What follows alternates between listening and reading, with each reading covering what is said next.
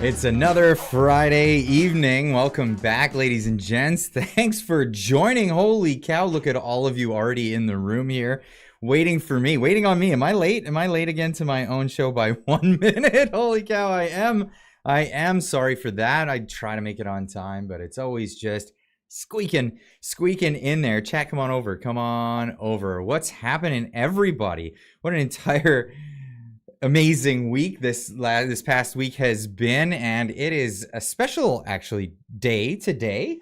I'm actually so it dawned on me today what today is actually. It hadn't come to my attention until recently, but it took until today for me to actually clue in. Today is a very special day. It's an anniversary of sorts. Oh, hi to everybody in the chat that's saying hello, of course. Hello, everybody. Good to see you. Today is a special day for you to hit that like button. Of course, hit the like button. No, but today is a special day, and what it is it's my friend's birthday. It's a really good friend of mine, and actually, the man that stood up in my wedding when I had nobody else. I had him. He came to my wedding. He was best man of the show. I stood up in his wedding. But that's not the entire significance of it, because I have friends and they have birthdays all the time. The significance of this friend and his birthday is the fact that 2 years ago to this day, he invited me to his birthday party, and it changed my trajectory entirely. Absolutely changed my trajectory. And what happened? It was the very end of what we remember as the pandemic. And people were fed up. People were absolutely fed up with what was going on in Canada. But a lot of people weren't talking to each other about it. They weren't mentioning what they were fed up about. A lot of people just kind of keeping to themselves or saying to each other, no, this is my friend. His name's Brad. He's nobody you guys know. He's a good friend of mine. And this was at the time where people were still kind of like, oh yeah, I don't know who I could talk to about this. People are acting pretty crazy. And he calls up and he says, hey, I know it's crazy times and stuff, but it's my birthday and we're going to the bar. And I want you to come.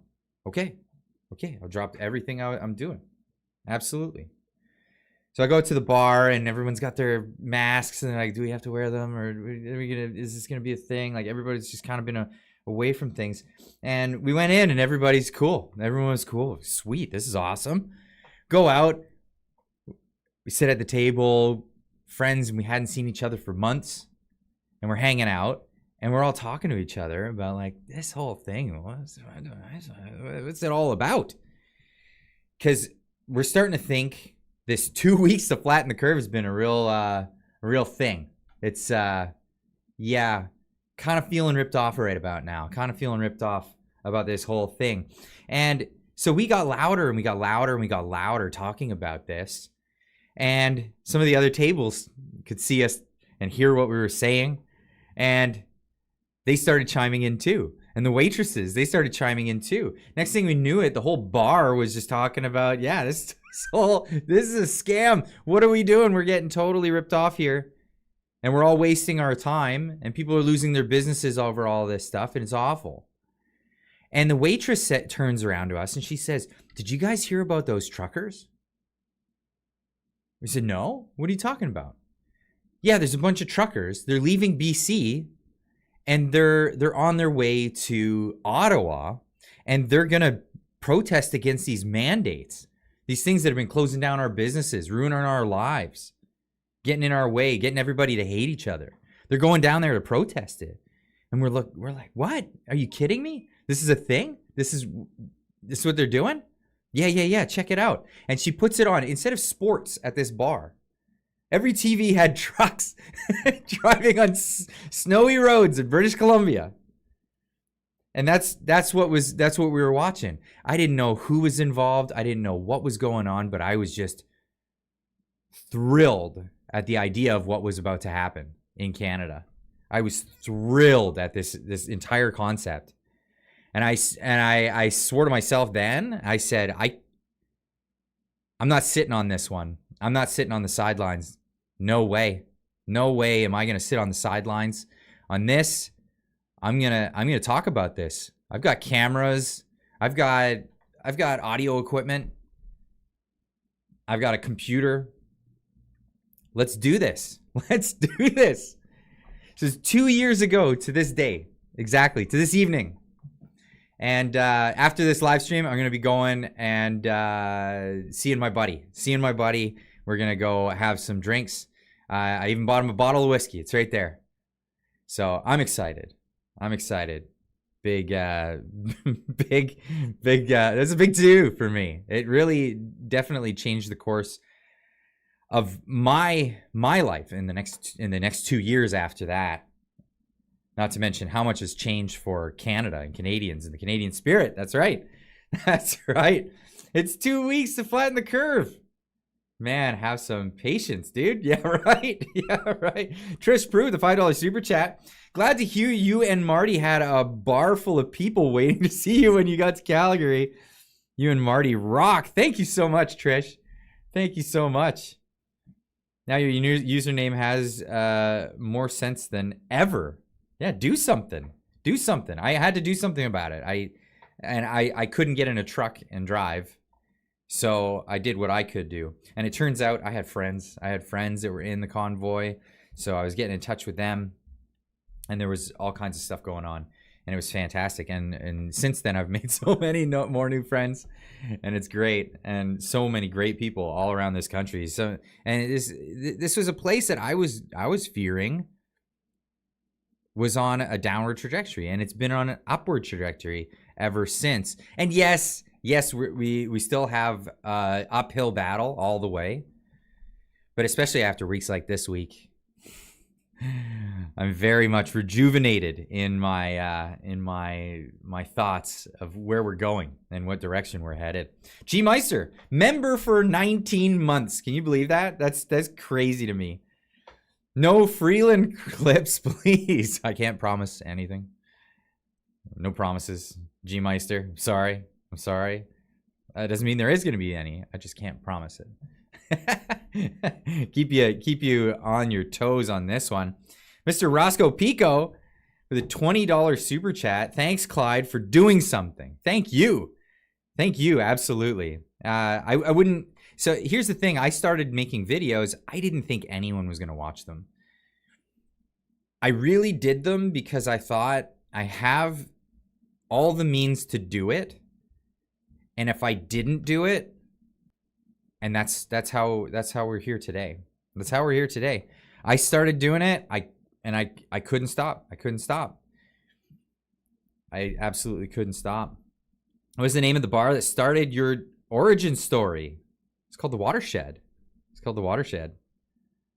You can always go tell them that. Go in there. You guys realize you're the reason this all exists. Stev Ox. I don't know if I'm pronouncing that right. Thank you for the $10 super chat. Thank you so much. Just saying thanks, Clyde. Well, thank you. Thank you so much. Again, I could not be doing this without you guys. When I started, I didn't think anyone would watch, but I did it anyway. But I thought, well, I'll do it. And then I didn't have an end game on that. I thought, nobody would watch and then it would just fade out and I'd end up doing something else. Now here we are, still going. 2 years later. Unbelievable. And still having wobbly pops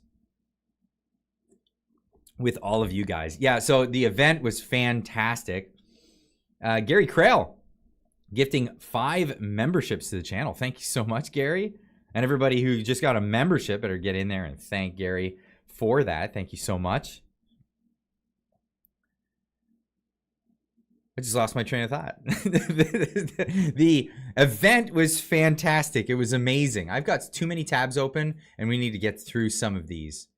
I always end up changing the order that I wanted to talk about it in. I got to go in the middle of my tabs. I'm going right into the middle of it. But here is the scene. This was the scene in Edmonton, actually. This was the Edmonton show. They had a much bigger audience because they had a much bigger venue. In fact, the place in Calgary where we went was the TELUS Conference Center. They filled it to its maximum capacity. It went to the most they could fit in that space. Absolutely. And I'm not even sure how many thousands of people. It was in the thousands, though. It was tremendous how many people they fit into that ballroom. Trish Prue with a $10 super chat. So you had a watershed moment. You were the first channel I ever became a member of. Well, thank you so much. That's amazing. Yeah, I did have a watershed moment at the watershed. That's crazy. That's really Tucker bailed Freeland. Yeah. Oh, he really gave her what for. And rightfully so. Actually, rightfully so. At the show. But yeah, here's the crowd in Edmonton again. This is him busting on Freeland. Since you brought it up, I might as well play the clip. This is him about that. And I know a lot about this because I knew Chrystia Freeland when she, was a journalist at the Financial Times, whose name shall forever live in infamy for employing her. And I remember even then thinking, this woman is not bright at all. I don't know if how funny Tucker even realized that joke was. The Financial Times. She's the finance minister, and she's crashed our economy. So the Financial Times had her in their employ. Then she later went on to destroy the economy as somebody in the position of finance minister of a country, not some crap hole country. We're talking about a country that's historically been free, fair, open, successful. But a country that has almost more resources than many other countries in the world combined. It's crazy. It's crazy that this is something that's happening right now. Steve's Hyde for $5 says, "Hey Clyde, I was screwing around at work and one of your videos was on the regular MSN news feed. I think we're all winning." What? I mean, what news feed? The news feed in what? That's something else. Like on YouTube or what the heck? That's crazy. That's crazy. Thank you so much for the super chat and letting me know about that, by the way. T Bear with a $5 super chat. "Here's a drink on me. That's for everything you're doing." Thank you so much, T Bear. Had a lot of drinks on all of you guys on the the other night. That was wow, it got wobbly. It definitely got wobbly. That's what happens when you give the woman a gold card. Yeah. Yeah. Well, that woman anyway. Louis A. King with a $5 super chat. What happened to my chat? Come on back. Louis A. King with the $5 super chat. Tucker's remarks are quite ironic. I love you, Clyde. Thank you for all you do. I really love the way Tucker delivers a speech. He really has a way of reaching an audience. It's inspiring. I don't know how else to say that. He's definitely an inspiration. He's got a way of reaching people. And he's not pretentious about it. It's great. It really is professional and it's impressive. Lou with a $10 super chat. "Please tell Marty to get a Starlink dish. His internet sucks almost as much as Freeland." Oh, fair enough. Yeah, he's got that potato internet. It really is something. Some nights it's great though. Some nights it's fantastic, and other times he just looks like old blurry on the screen. It's a good thing that the audio never malfunctions on him though, because for a lot of people that are paying attention to those videos, they listen largely to the audio. This is a bit of the feedback that I get, but of course, being able to watch the video helps a lot too. So we'll try to get him one of them Starlinks. Stev Offs, I hope I'm pronouncing that right again, with a $2 super chat with the number 3 on there. Thank you so much. I really appreciate that. It's amazing. It's amazing. You're touching heats and changing minds, Clyde, but you built the beautiful community that is the honest and the best part of my week, to be around great minds, folks like yourself. Well, thank you so much. I really appreciate that. And that was the thing when we went to this event. Didn't really know what to expect, because obviously Tucker Carlson, big thing, and he made quite the stir, you know, starting off his tour by putting this video out. It was something else. Thank you for your call. You have reached the media line. For all urgent requests, please send your request by email. Merci pour votre appel. Vous avez atteint la ligne médiatique. Merci beaucoup. Yes, hi. I couldn't understand the French part, but it's Tucker Carlson calling from the United States, and I'd be grateful if you pass a message on to the Prime Minister, Justin Trudeau. We are coming to liberate Canada. We are coming to liberate Canada, and we'll be there soon. Merci. Oh, too funny, too funny. And boy, did it get people upset. It ruffled some feathers. Absolutely. And that was great. We're going to get into that. But it was so much fun. Didn't know what to expect. Security was huge, actually. And unnecessarily so, because there was nobody there. I didn't see any protesters. All I saw was a lot of really enthusiastic people. We got there early. Marty and I watched as people were filing in. So many people, recognizing us, people that we recognized. It was so amazing. Now, originally the venue, I think, was booked for only about 500 people. And then the outcry for this to more people wanted to see it, so they filled that event. Instead of just the table and chairs that they had set up, they set up all kinds of chairs, just chair seating, and then also added that second venue in Edmonton. Marie Perrin, I hope I'm pronouncing that correct, with a $2 super chat. Tucker made us stop and think. He really did. And that's why it's such an inspiration. And if you get a chance, the speech is out there. It's out there on Twitter. I think it's out there on YouTube as well. But his main speech, and I think you can get clips of what took place at the event. There are plenty of clips floating around. But go watch those. They're fantastic. I went to the gym today to burn off some of those calories that I put on over the week, and I listened to his speech again, because it's always good to when you're excited in the moment, you don't take in every single thought, and it's always good to review some of these things. Thomas Henderson with a $5 super chat, $5 to help you as we take the country back. Tucker is trolling the government, and it's fun to watch the meltdown. Thank you. No, thank you. I really appreciate that. And, I plan on doing some more of these events in the future because of the turnout. It was so great. So we went to the event, and then after the event, there was a bunch of people there saying, "Hey, are you going to be at the thing?" Yeah, well, we've got this thing planned. And we brought along some other people that we bumped into at the actual main event, and then we all went to this bar downtown Calgary, and we popped into the bar. It's this Irish pub, and I know pubs to always be bustling just generally, so we walk in and the bar is full of people, and I said to Marty, like, "Hey, so I wonder how many of the people here are actually here to see us." And then we see a bunch of hands go up, and we're like, "Oh, wow, cool." So there's a bunch of people. It turned out it was like the whole bar. It was like the whole bar was packed out with all these people that came to see us. So I'm glad the invite got out there, and we were able to meet people. It was really, really fun. It was humbling. It was touching. And it's so great to actually put a face to, of course, all the names, all the people.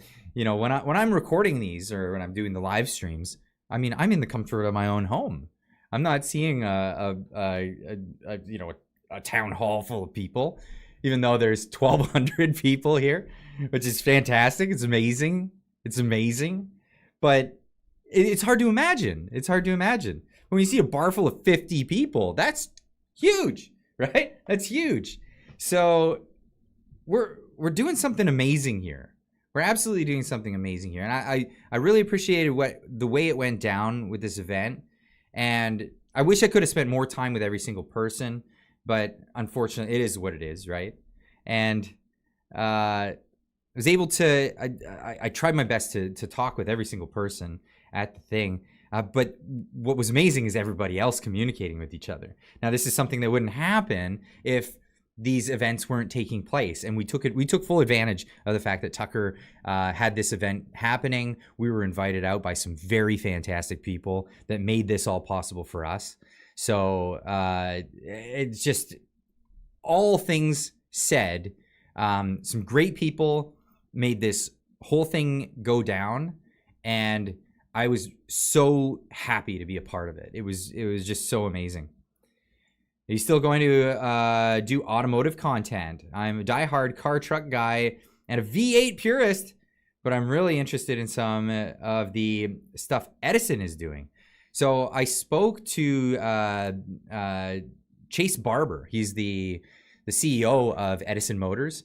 And I spoke to him briefly. He's a busy guy, so it was hard to lock him down for a live stream. But we were talking. This was at the end of last year, and so we kind of left it as, let's check it out in the new year when I can wrangle you down for a minute and bring you on the show. So love to bring that. I don't know if I'm going to be doing automotive content per se, like me actually working on cars. I do that for a living. I mean, this is not something I really do as a content thing, but I do love talking about it. So having, especially, and it is my expertise. So bringing people on in the automotive world, especially when it comes to the stuff that's happening with pushing manufacturers into EVs, all of this stuff. I want to discuss this because I see a better way of doing things, and I'm on board with what Edison Motors is doing.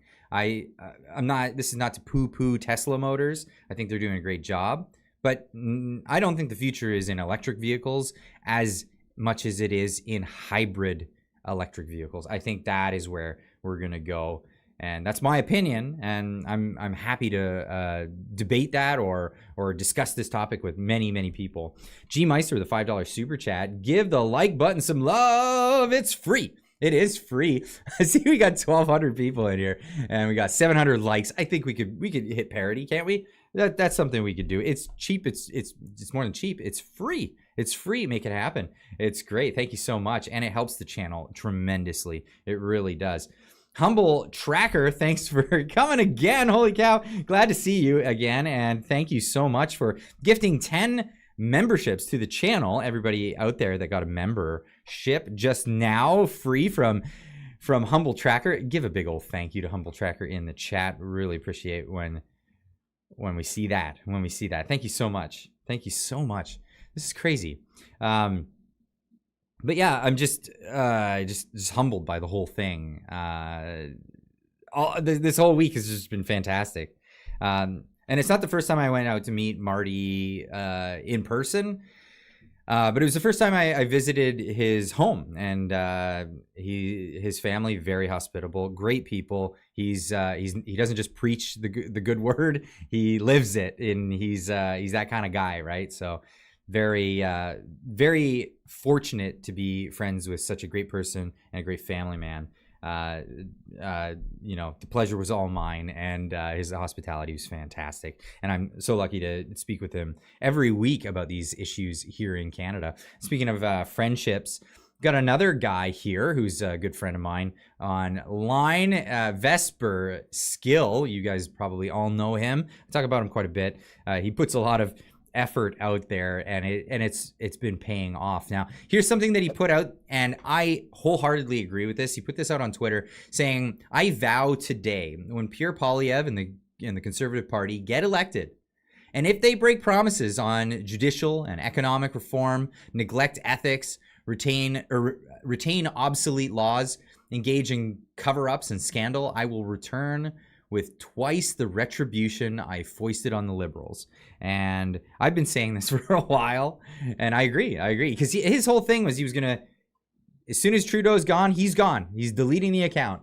But he's reserving the right to come back and go after the Conservatives if they don't do what they're promising to do. And I think this is our job. At the end of the day, this is what we should be doing. And this is the way we should really look at this situation. You won't ever catch me with pom-poms, waving the pom-poms, rah, rah, rah. But I will encourage, because we do see Pierre Poilievre, he'll say a lot of the right things. And this is what's encouraging people. This is why a lot of people are coming out in droves to see him speak and are, vowing that they're going to give him their vote. And that would be, of course, through the representative of the Conservative Party in their riding. And that's how the political system here in Canada works. But Summer is saying Vesper won't be the only one. No, Vesper won't be the only one. I'll be tag teaming him, of course, and there'll be many, many, many others. We've got a whole army of people. But I want people to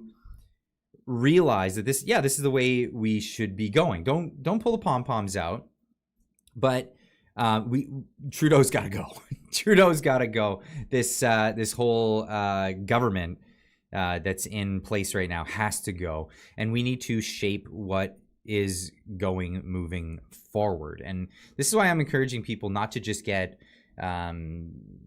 complacent in the political system. We hear this a lot. We hear a lot of people with the red pill, black pill thing, and that's it's a big worry for me. The whole black pill idea and people going far too far into the negative space and thinking that there's nothing you can ever do to fix the situation.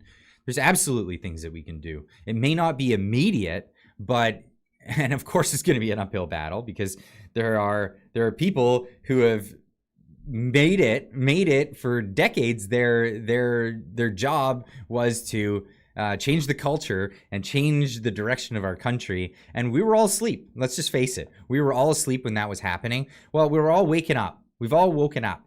We're not woke. We're awake. We're awake. And we see how bad it's gotten over a tremendous amount of time. But we can do the same thing. And it will take time. And it's an uphill battle. Humble Tracker with the $20 super chat. 1,000 likes equals 20 free subs. You heard it, folks. Make it happen. Make it happen. Thank you so much, Humble Tracker. That's hilarious. That's a great way to get the likes the likes to go up. That's encouraging. Viorica. I almost said Victoria. This is the dyslexia. It just kicks in and then you just like grab a word out of thin air. Viorica Lisano, I hope I'm pronouncing that correctly, with a $6.99 super chat, says, Clyde, I don't want to hear Trudeau's voice. Can you fulfill my wish? I don't know if I can make these promises. These are difficult promises to adhere to, actually, because, well, I do news and politics in Canada. And the two with the most awful voices that are really, really just like a needle going right. Anyway, yeah, that's Freeland and Trudeau, and it's hard not to bring up clips of the things that they're saying. I don't know if I have any clips of them in my lineup tonight, but we'll see. We'll absolutely see. Louis A. King with a $5 super chat.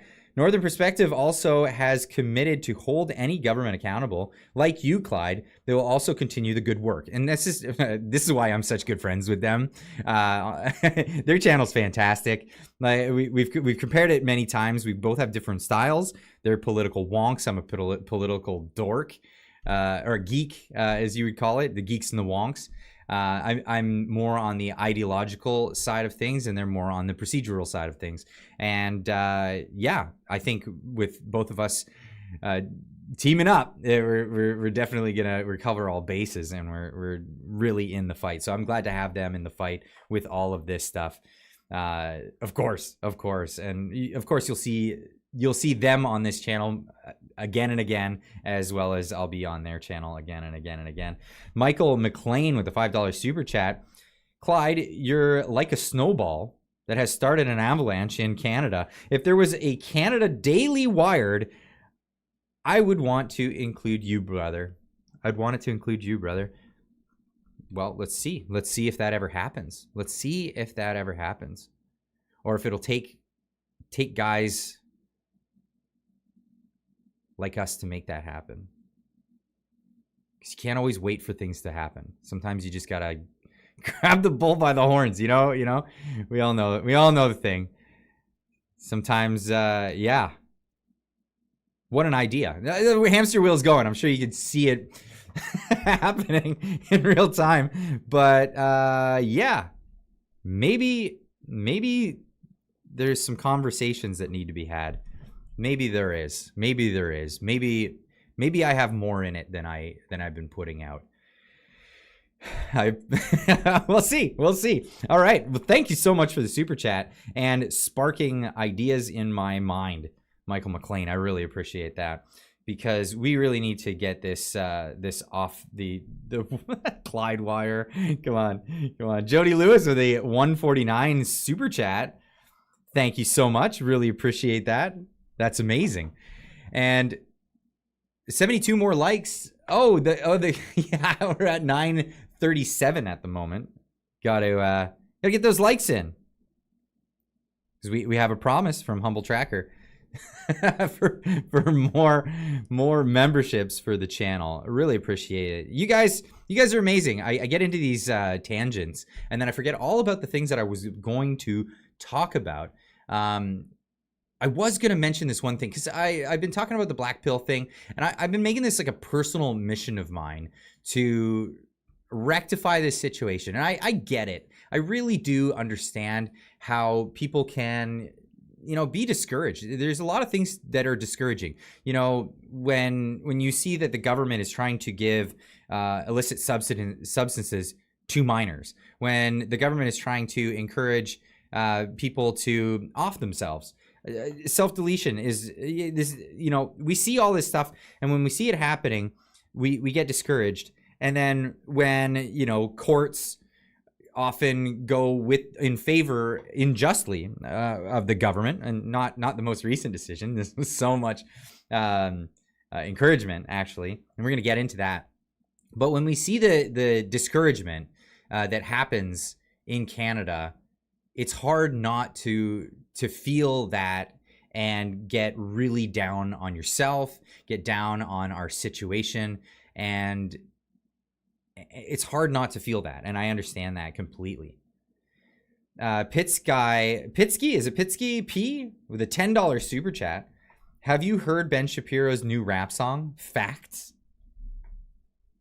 No, I haven't. No. And I don't know if I can play it. I don't know if I can play it on here, because the whole copyright thing. If it's a speech that somebody's doing. As soon as they put a tune to it, it's like you can't touch it. You can't go anywhere near it. So I'll have to check that one out later. I saw that he had a debate with Destiny.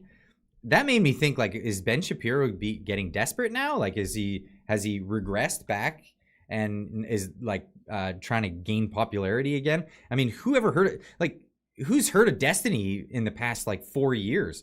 Nobody. I thought nobody cared. Holy cow.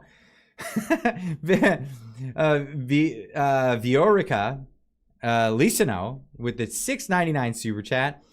You, Clyde, Tucker Carlson, freedom, and all these emojis. I love it. Trucks and tractors and bikes and all of it. Thank you so much.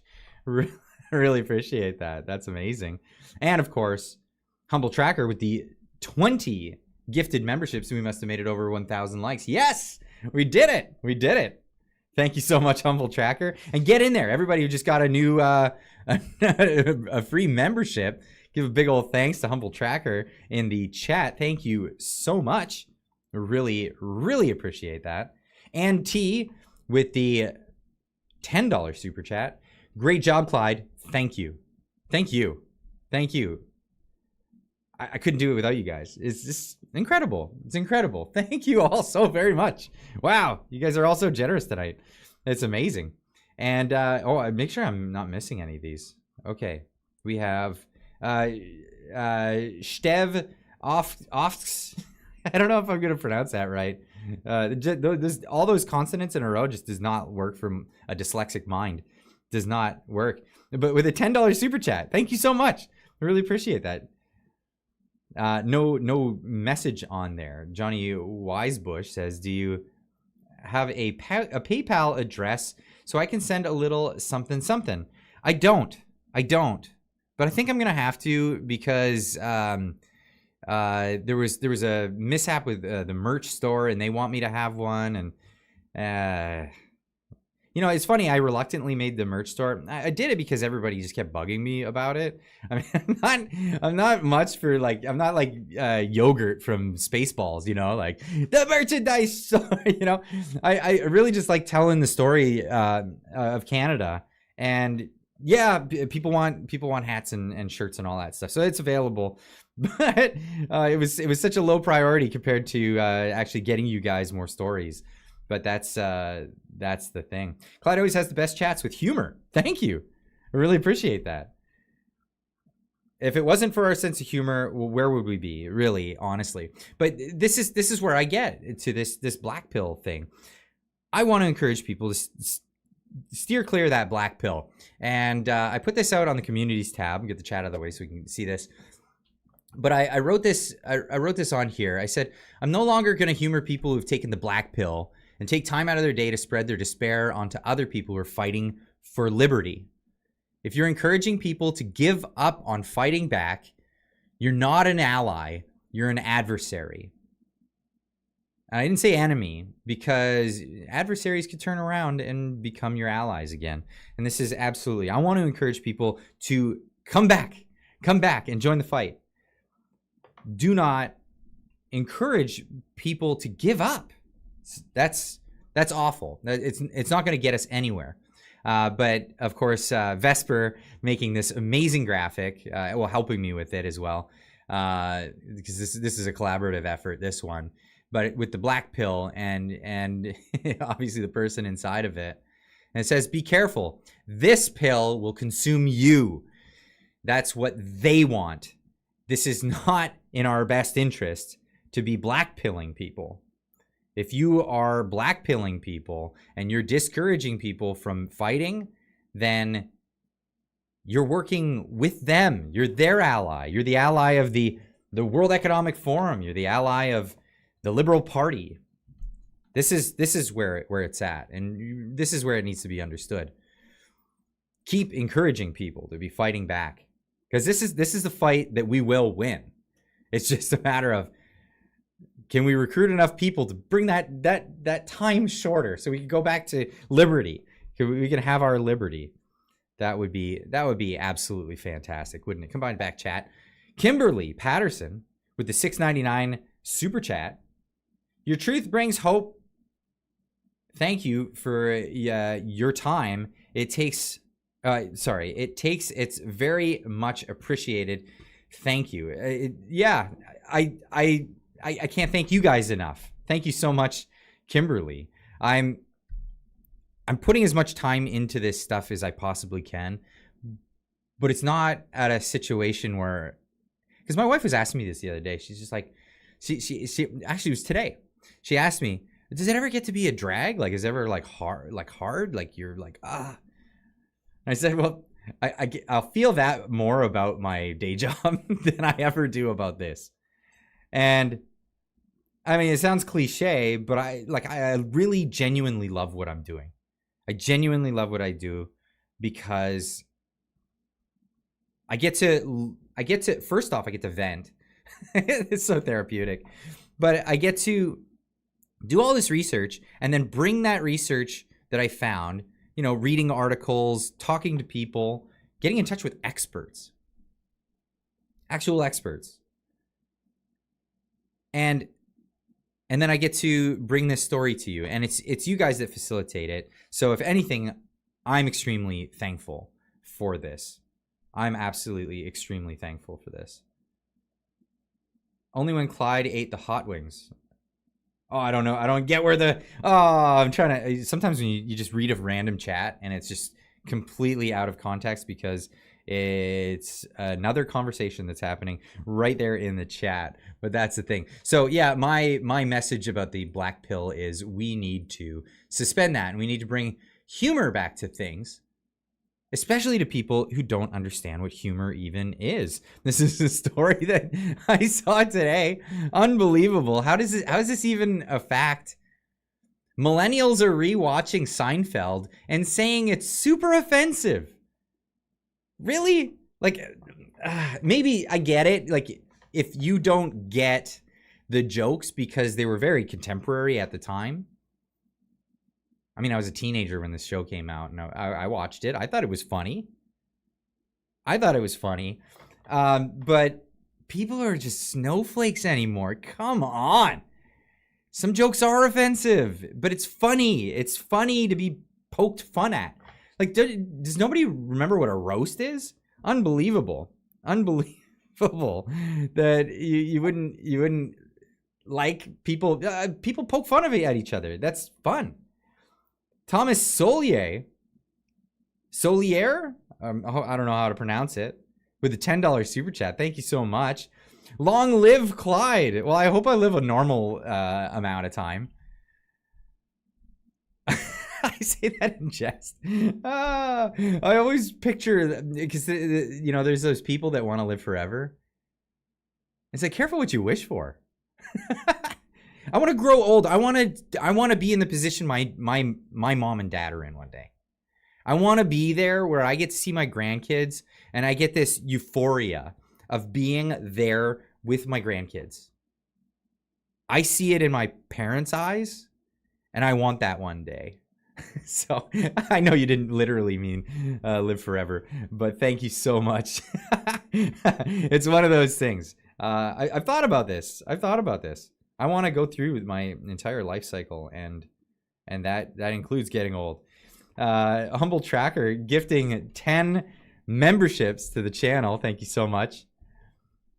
Thank you so very much. That's amazing. Get in there. If you just got a membership from Humble Tracker, get in there and give a big old thanks. Thank you so much. It's hard to be positive when the government is keeping some of us under legislative property and going through demo eviction. I try, but hard. It is hard. And I can empathize with that. Absolutely. But this is why we're fighting. You know, we get this from the liberals. The liberals like to say this, and why is the chat always I really gotta revamp all my programs one day so that it doesn't do these things. But the liberals keep trying to do this and say that, the conservatives are going to come in and they're going to, because they need to make all these cuts, because it's obvious we need to make all these cuts. They know it, but they're not willing to do it. But the cuts that the liberals are saying, oh, they're going to come in and they're going to cut social programs. Are you kidding me? Are you kidding? You can't. No, that's not going to be the top list of priorities for cuts in the government. The top list of priorities is going to be the bureaucracies that we don't need. Department of Weather. It might as well be called that. The Department of Climate Change. We have that. The Department of Environment and Climate Change. That's Trudeau. He added that. You know that? The Department of Environment and Climate Change. It used to just be the Department of Environment. Humble Tracker with another 10 memberships for the channel. Amazing. Thank you so much. That's crazy. Holy cow. You're tremendously generous tonight. That's fantastic. Thank you so much. Wow. But I'm going to have to get into this because I thought if I had time for this story, I was going to get into it, but I want to share this one with you because I think this is really important to address in our day, in our age. And before I do, I just want to say later in the show, we're going to have Wyatt Claypool on. I had Wyatt Claypool on before. You guys might remember him. He comes from the National Telegraph, organization that I believe he started, and he's got some tremendous strategies moving forward. And I'm going to discuss those tonight with him because I'm pretty impressed with this. And it's definitely along the lines of strategies that I've been discussing, getting into. So not Les Claypool, not the bass player, but Wyatt Claypool, the amazing strategist, I guess you would call him, and journalist over at the National Telegraph. We're going to be getting into that chat. But I wanted to bring up some other stuff here, and we're going to get to some of these super chats here. Humble Tracker with a $20 super chat. Happy to help. Thank you for the work you do and the freedom you help fight for. Absolutely. Thank you so much. It really helps a ton because I am working on an extra part of the studio. And all of these super chats, they've been helping out tremendously. Save for that, because the goal here is to actually bring people live in studio to have conversations in person, and that's going to really bring a new dynamic to the show. And I know all the people that are supporting the show love to put their support in for good things that are going to make things better in the future. This is my initiative. This is my plan here, is to invest all of this back into making the show even more tremendous. And who knows, there's that Daily Wired comment earlier. Who knows? Tamara Leach, I know that name. That's a familiar name here. Thanks for the $13.99 super chat. Amazing. Thank you so much. Love all you do, Clyde. You're wonderful. You're a wonderful Canadian. Keep up the good work. What do you say to that? What do you say to that? Tamara, you know, I'm gonna get you in here for one of those live in-person interviews, and we're gonna have some wobbly pops together. That's a promise. That's what we're gonna be doing, and that $13.99 is gonna go to contribute to that. So thank you so very much. That's amazing. And we missed you because we heard that you were gonna go to the Calgary event, but that some things happened and it wasn't available for you to come. You and Chris, which again, I've talked to Chris several times, but I've never met him in person. I wanted to meet the humble giant, the friendly giant. Amazing. And of course, it's always lovely to see you every time. Amazing. Thank you so much, Tamara. Jilly Beans with a $2 super chat. Laughter is the best medicine. Thank you, Clyde. I agree. And this is why I try to bring humor to the show. Some people are like, Clyde, I can never take you seriously because you don't take the subject seriously. I'm just not your cup of tea then. That's sure. There are many people that are very serious about all of these things. And I am serious, but I think if we can bring a bit of humor to it, it's therapeutic. It makes us not feel so doom and gloom, and it makes us, well, we're going to get into this. I was going to get into the other thing, but now you're making me want to get into this one. So I'm going to get into this because this is perfect, a perfect segue for it, because this is a word that I love. I absolutely love this word. The word is ridiculous. And the definition of this word, of course, is deserving or inviting desertion or derision or mockery. Absurd. It's funny that they didn't just, you can't define a word with the word itself, but deserving of ridicule is the word. Absolutely. And I love this. And this was a big theme for Tucker Carlson's show, and I couldn't agree more. And it is largely something that motivates my style of doing things. Yagami, am I pronouncing that right? Yagami 018 with a $5 super chat. I'm a chemical engineer like Marty, and there are many gatekeepers, and I had to switch careers. It is so frustrating as a new immigrant. That would be, absolutely. It's insane. It's insane. We all strive for the truth, and it's probably the most frustrating for people who are scientifically or mechanically minded. to deal with just how absurd everything is right now. Prairie Farm Girl, welcome. You're now part of the membership of the channel. Really appreciate that. Thank you for becoming a member. Jilly Beans with a $2 super chat. All work and no play makes Clyde a dull boy, lol. yeah. Well, I try to keep things entertaining. Or I keep myself entertained anyway. Steve's Hyde with a $10 super chat. While we're all riding high, I'd like to bring up that there is still 4 Canadians being held as political prisoners. They have yet to be charged, but are still being held. The boys from Diagolon. I don't know. Do they have actual ties with Diagolon? So the whole thing about Diagolon, I think if Diagolon was just left to be just a joke that was a funny joke, I think it would actually even help those boys. If the joke could just be like, yeah, that was a funny joke, and then just leave it. I don't know. Someone will need to have to explain. I know the joke, and I get it that it was funny, but it's an old joke now. It's kind of like the Fonz always going, "Ay," after a certain amount of time, "Ay" is not funny anymore. It just doesn't have the impact that it used to.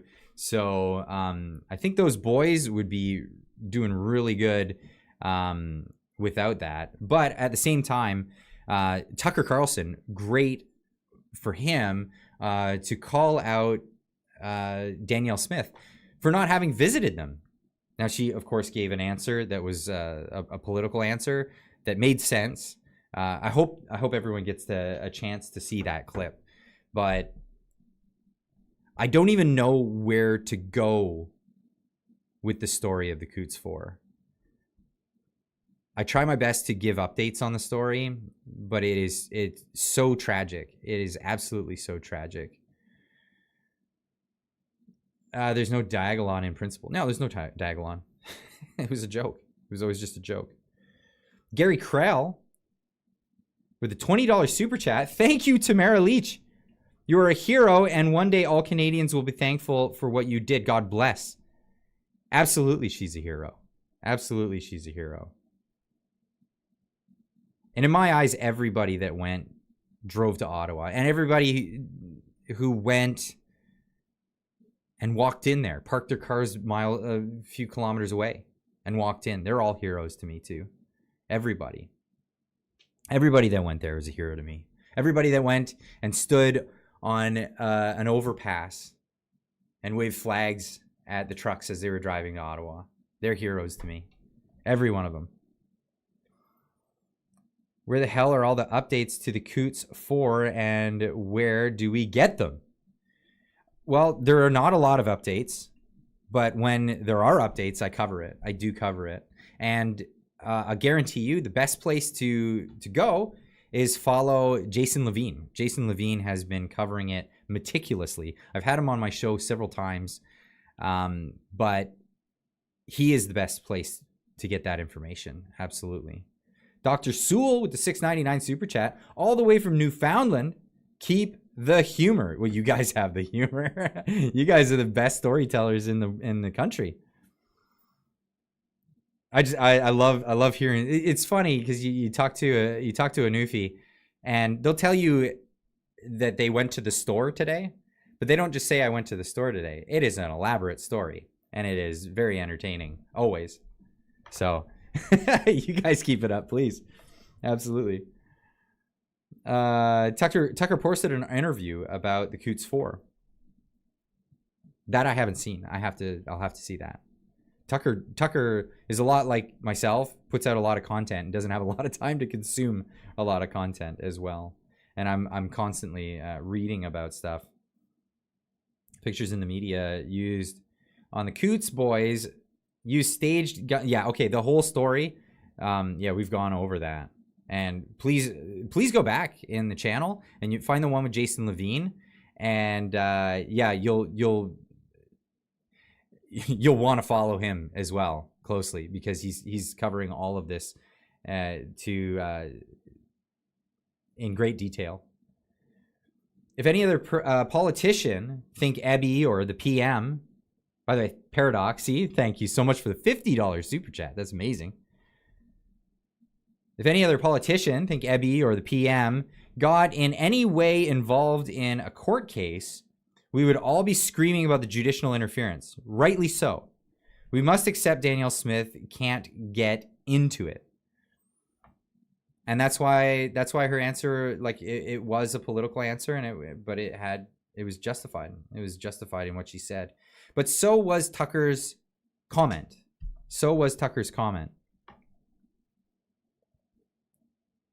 Because nobody's doing anything. It's unreal. Now, I don't know how much. So they want this to be about Danielle Smith and interfering. But it's really about 2 men that have been held in remand. Sorry, 4 men that have been held in remand for 2 years and no bail hearings. Lobster with a $2 super chat. All I got. Keep up the good content, man. Thank you so much, Lobster. I really appreciate that. That's awesome. But let's get into this. Ridiculous. What is ridiculous? Ridiculous is someone who is deserving of ridicule. And who do we know that's ridiculous these days? Can you think of anybody? Can you think of anybody that's ridiculous? I can't stress this enough. The fact that we take them seriously is their strength, is the source of their power. It really is. And the more we ridicule them, the more we lambaste them, lampoon them, show them for the frauds they are, the more people catch on. And it disempowers them. It makes them nervous. Absolutely. It totally makes them nervous. And I don't think David Eby, whatever you want to call him. Eby means shrimp. He's such a tall guy. What an unfortunate name. So he's the big guys that have the last name Little, right? I think that was a joke in the family lineage when that guy, yeah, he's Little John. But I don't think he gets enough ridicule. I think we need to start pulling ridicule. I'm gonna focus a bit on British Columbia politics here in the next 6 months or so. Apologies to anybody who's not very keen on British Columbia politics, but we do have an election coming up, and it's not gonna be all my content, but it will be a good chunk of it because I wanna get involved and I want to help persuade people in the right directions moving forward. But ridicule is our tool. Exactly. Sleepy Joe. Things like this. Mocking people, calling them mocking names. It disempowers them. It puts them on the defensive. And that's where we need to be. This guy needs to resign. He needs to go. He's got to go. I can't stress it enough. But not just him. Not just him. This guy's got to go. Now, this is something that he said just the other day, and it just blew me away. Listen to his words. From the beginning, we said and we maintain that the reason we were in that crisis was a direct failure of Justin Trudeau's leadership and also other levels of government that failed to act, to take the challenge presented seriously. Their inaction resulted in a serious crisis where we reluctantly supported the invocation of the emergencies measures. We said that was something that we reluctantly supported. And then we also were very open to the Rouleau Commission and the work and the accountability measures to assess whether it was the right decision and what needs to be done differently in the future. The ruling has been passed down. I understand there will be an appeal of that ruling, and we will follow closely to see the outcome of that appeal. Did you hear what he had to say? Do you hear what he said there? Interesting words that he chose for that. Now, let me translate that into plain English so you can hear what Jimmy McJuggernuggets here was saying. Jagmeet Singh wants you to believe that Justin Trudeau was doing such a bad job that Jagmeet reluctantly gave Trudeau king-like powers to infringe on Canadians' charter rights. Did I get that correct? Did I get that correct? I believe I did. Len Carroll with the $50 super chat and a big old super sticker there. Thank you. Thank you so much. So generous. I really appreciate that. Wow. Oh, thank you.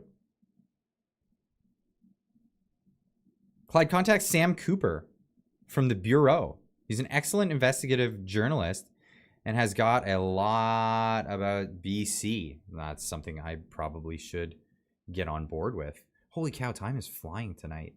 This is incredible how quickly we've been moving through this live stream. Oh man, holy cow. But I want you to listen to that clip of Jagmeet Singh.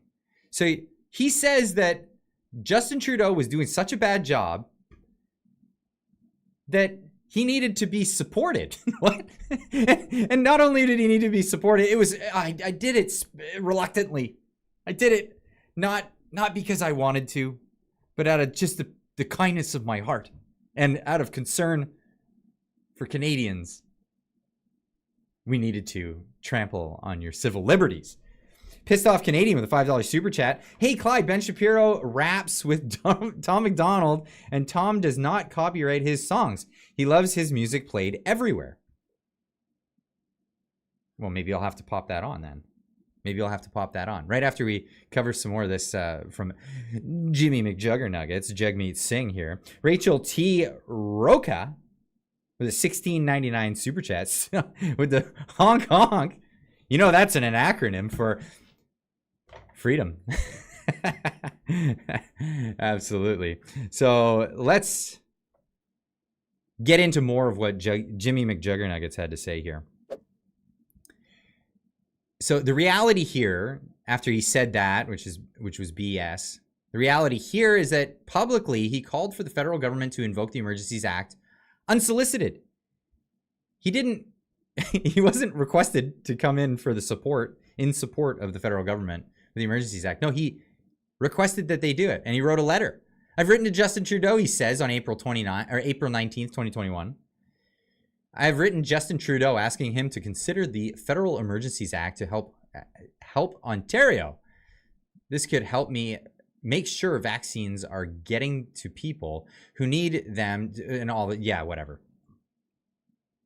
We need to infringe on people's rights. We need to suspend the charter for that. The federal minister for Burnaby South, British Columbia, called on the federal government to exercise emergency powers into a provincial matter in a province that he is not a representative in. These people just don't know how to stick in their lane. They really don't know how to stay in their lane and do what it is their job is. And then Tamara replying here. Just a reminder who voted for the Emergencies Act to be proclaimed. Liberals, 158 votes. NDP, 25 votes. There was not one conservative vote. Or even the Bloc. The Greens, the one green that's in government. Yeah, the watermelons. Holy cow. Oh boy. Let's find this Tom McDonald video. Is it out there? Ben Shapiro, Tom McDonald? Maybe it's on Twitter.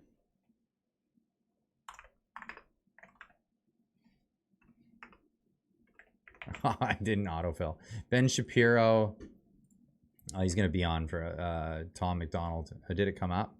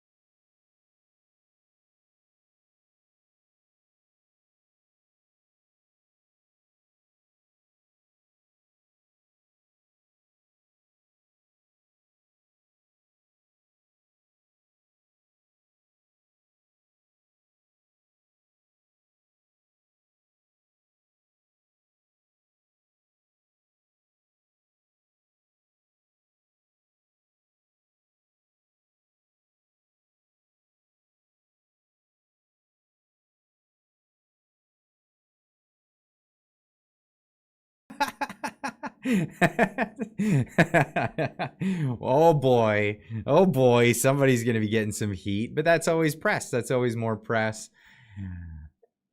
Impressive. I surprisingly shocked that Ben Shapiro could rap.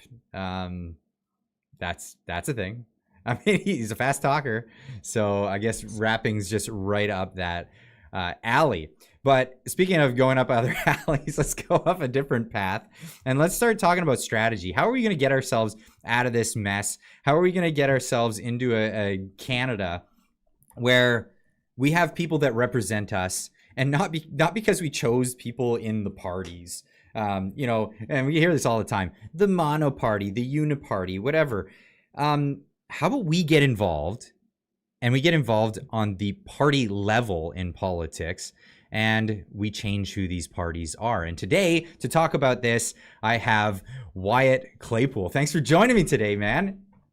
Absolutely. It's great to be back on. I was unfamiliar with what was the Jimmy McNuggets thing about Jagmeet Singh? That's a nickname that I had for him, because he's Jimmy Dollywall was his name, and he changed it to Jagmeet Singh. And I don't know where that came from. Just started calling him Jimmy McJuggernuggets. I like that. It's sticking. A lot of people are catching on to that. But thank you for joining me. We bumped into each other over, well, I want to say the weekend. It feels like the weekend, but it was just the week, middle of the week, Wednesday in Calgary. You're a resident there, so it was not very far a jaunt for you, but going to the Tucker Carlson event and then the after party afterwards. And it was awesome to bump into you actually in person this time. Mm-hmm. And I barely got my tickets at the very end. I was literally waiting out for someone to transfer me tickets, and it was just like I went because it was just my mom's birthday, so it was kind of a thing where I got her a ticket too to show up to it. And like we're both sitting there, I'm like, I feel horrified right now because these are not coming through at the moment, and it's gonna start in like 15 minutes here. Literally last minute. Oh, holy cow. Yeah. It wasn't the night before. It was 15 minutes before the show started. Oh, wow. So I got it maybe a week or so before I got the invite. And we had a whole table, and I don't know if I'm at liberty to say who invited us. Anyway, we got this invite. A bunch of us were brought out to it, so I had to get plane tickets and fly out because of course I'm in British Columbia, so it was a bit of a trek, a bit of a jaunt to get out there. But so awesome to see everybody, including yourself, bumping into you, and later getting to have some beers and talking some strategy and talking about where we're going with this. And I've really actually been trying to encourage people to get involved in the party politics. And I'm not just saying conservative level. I'm saying get involved with the NDP, get involved with the Liberal Party, because you'll have a say. You can influence them. If you live in a riding where it's 70% of people vote Liberal, do the things that the Liberals do to strong conservative ridings and back the most conservative Liberal candidate that you can find. If they do it to the Conservative Party, then why shouldn't you do it back to them? It's kind of the thing that the Conservative Party has always had the issue of, and maybe this is me getting into it right here, is that we have a lot of safe conservative ridings around this country that the whole uniparty thing that people get, it's from some of these safe seats where you have like an oddly very liberal person representing it. And it's like, well, why do you think that happened? It's not because, well, the uniparty always wins and something like that, and the Liberals will get their guy no matter if it's conservative riding. It's because, to a certain extent, there has always been a bit of a lazy streak if you're a conservative person, because, you know, you're a small business owner, you're an independent-minded person, and you're thinking, well, it's a conservative riding, whoever the conservative MP should be, it should be competent at their job the way I am, and I'm going to leave them to do their thing, and they should leave me to do my thing. And what makes the left very effective in politics is they leave nothing alone. They badger people. They just absolutely put pressure on every single elected official they get a hold of. They vote in every race they can get a hold of in order to just absolutely try and hammer their agenda through wherever they can. Well, they do essentially what they do to us when they're elected, but they do it at the party level. They're in your life. They're in your life, and they're in every aspect of it, and that's kind of their goal in the end. And I get it. Like you say, the Conservatives are a bit lazy streak. I say I'm too busy for that streak, and that's really what it comes down to. Most people are busy with their lives. They're busy with other things. They're not concerning themselves with politics. If it's good enough now, I'm just not going to rock the boat, whatever. I'll just do the thing. I'll tick the box every 4 years or whatever it takes. Do that.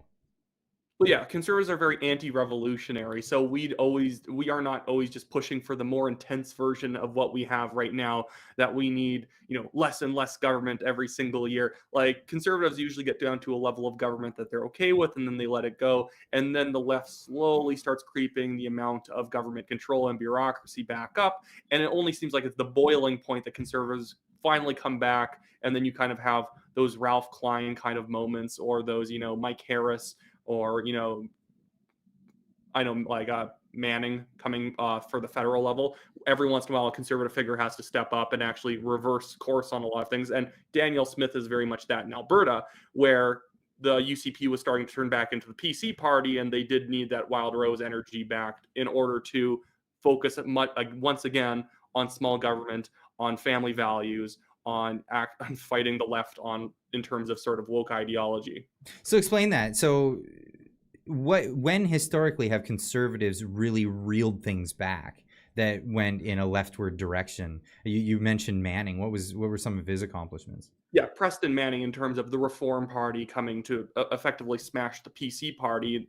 Brian Mulroney and Kim Campbell had effectively made a party that was actually to the left of the Liberals, because in order to always try and outsmart the Liberals in elections and always promise more big bundles of goods, they effectively actually took a sidestep to the left of the Liberal Party, so that in the 1993 election, it was actually John Chrétien who was the conservative in that race. That's Reform crazy. was like the very conservative option.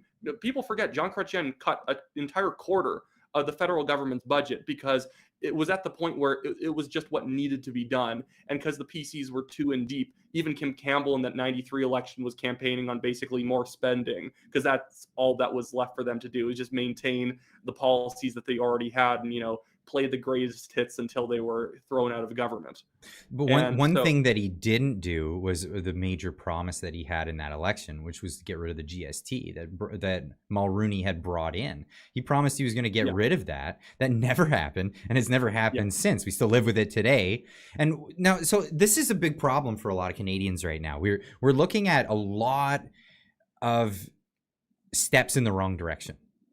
And a lot of people feel like, yeah, we'll get the conservatives in, but their conservation is just going to be stop it from going any further. They're not going to actually make any of these promises come to life. Pierre Poilievre, he's talking a big game. He says a lot of things. It's really injuvenating. People are excited about the things that he talks about, but then in a sober moment of reflection think, is he actually going to is he going to follow through with any of it? And I think he actually will. On a personal level, he will try and follow through with most of what he's promised. And this is where I get into what is the biggest threat right now to the Conservative Party of Canada? You will look at the polling probably just as much as I look at the polling. It's not the Liberals and the NDP.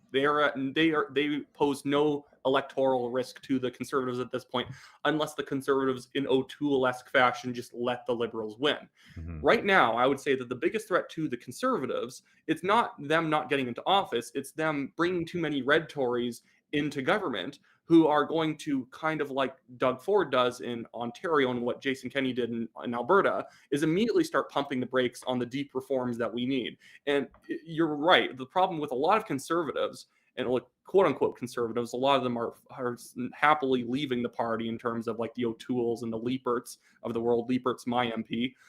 These people, they don't conserve anything. They basically just want to bring us back to 5 years ago. Trudeau was still in charge, but hey, it was kind of better. It's kind of the Andrew Coyne philosophy that conservatives' main job is to fight to conserve the institutions that liberals create. If the liberals create a woke DEI infrastructure, that is conservatives' job to defend it, because conservatives conserve institutions.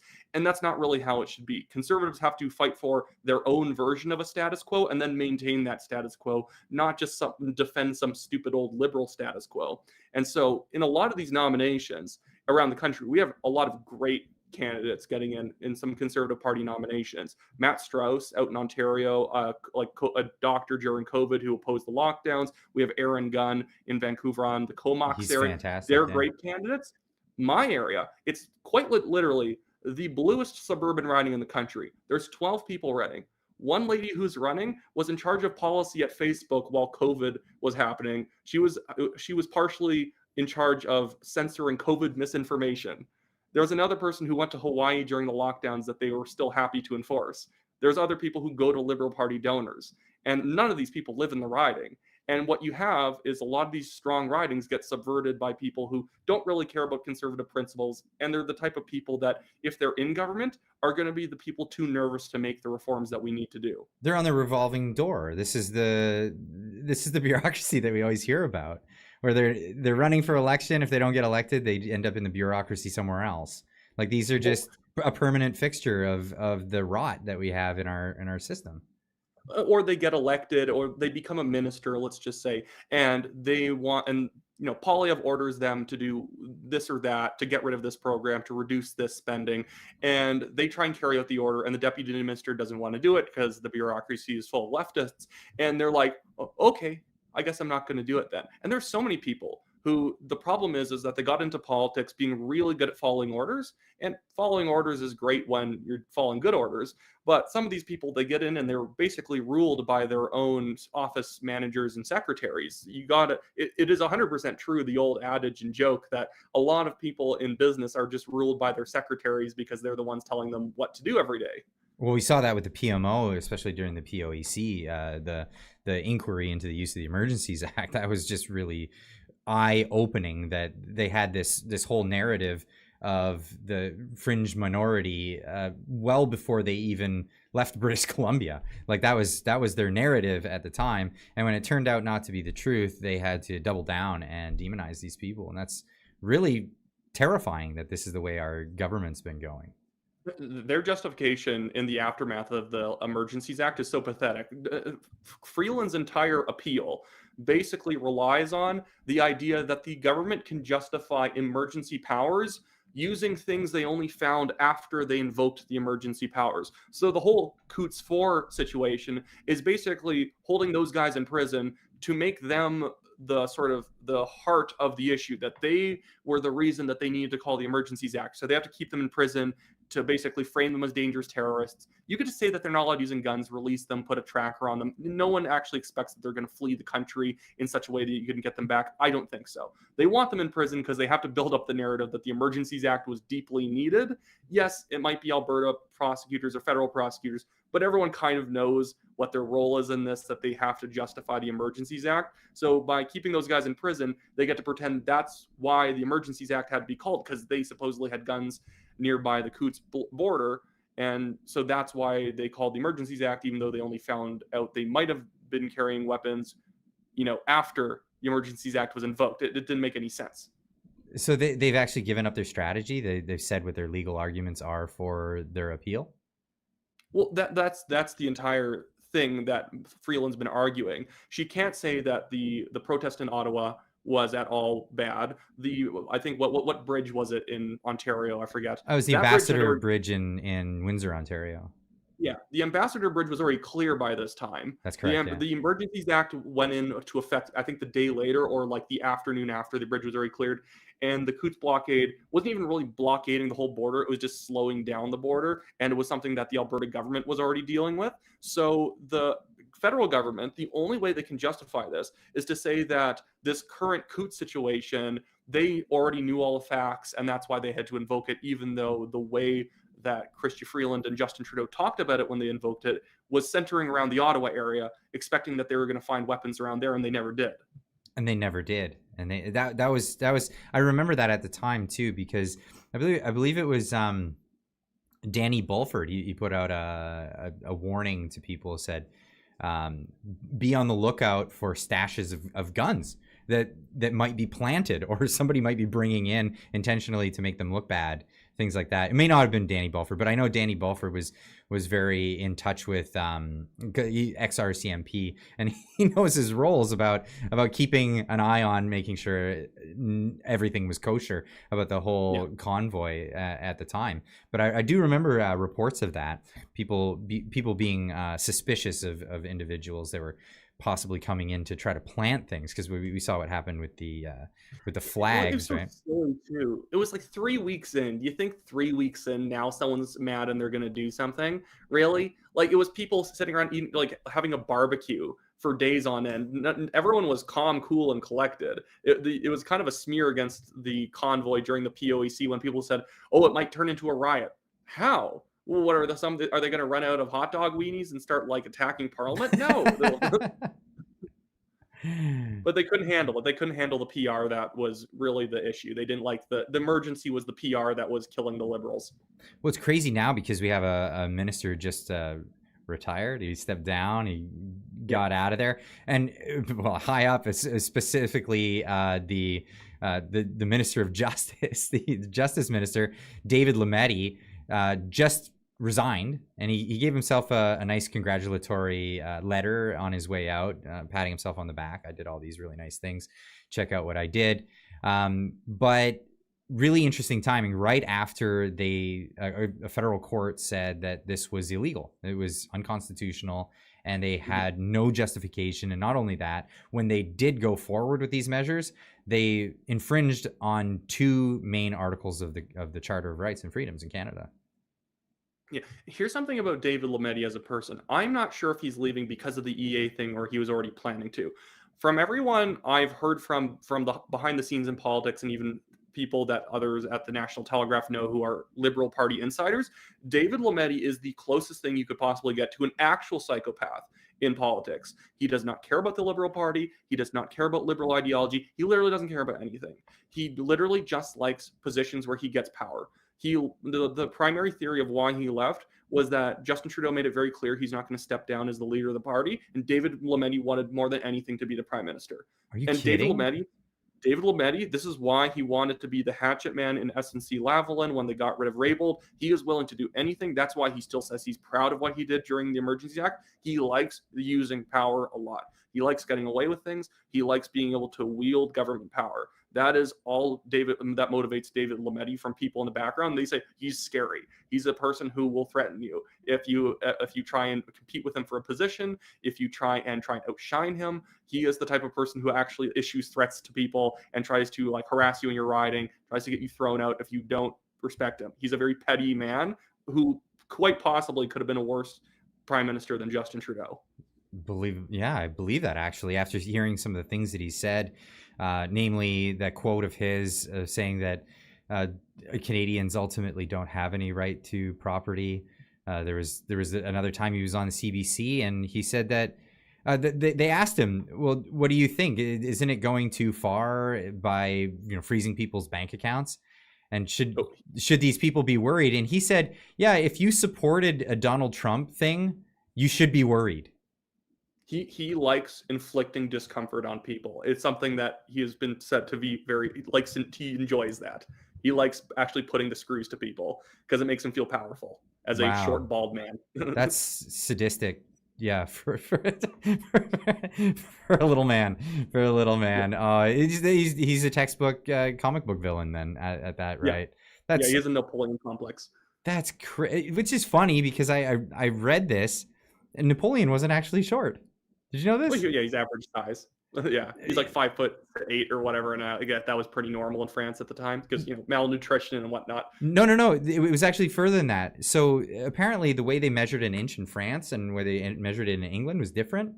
The French inch was bigger, and so when they wrote about how tall he was, they wrote like 5'2" or 5'4" or something. And then by the time that news got to England, they all laughed and said, "Oh, he's a shorty," right? And then I didn't know that. That's actually interesting. And then when the reporters realized that was the case, they said, "Forget it. Let's keep running with this story. It's embarrassing to him," and everybody believes he's a little guy. Mm-hmm. That is interesting. I didn't know that.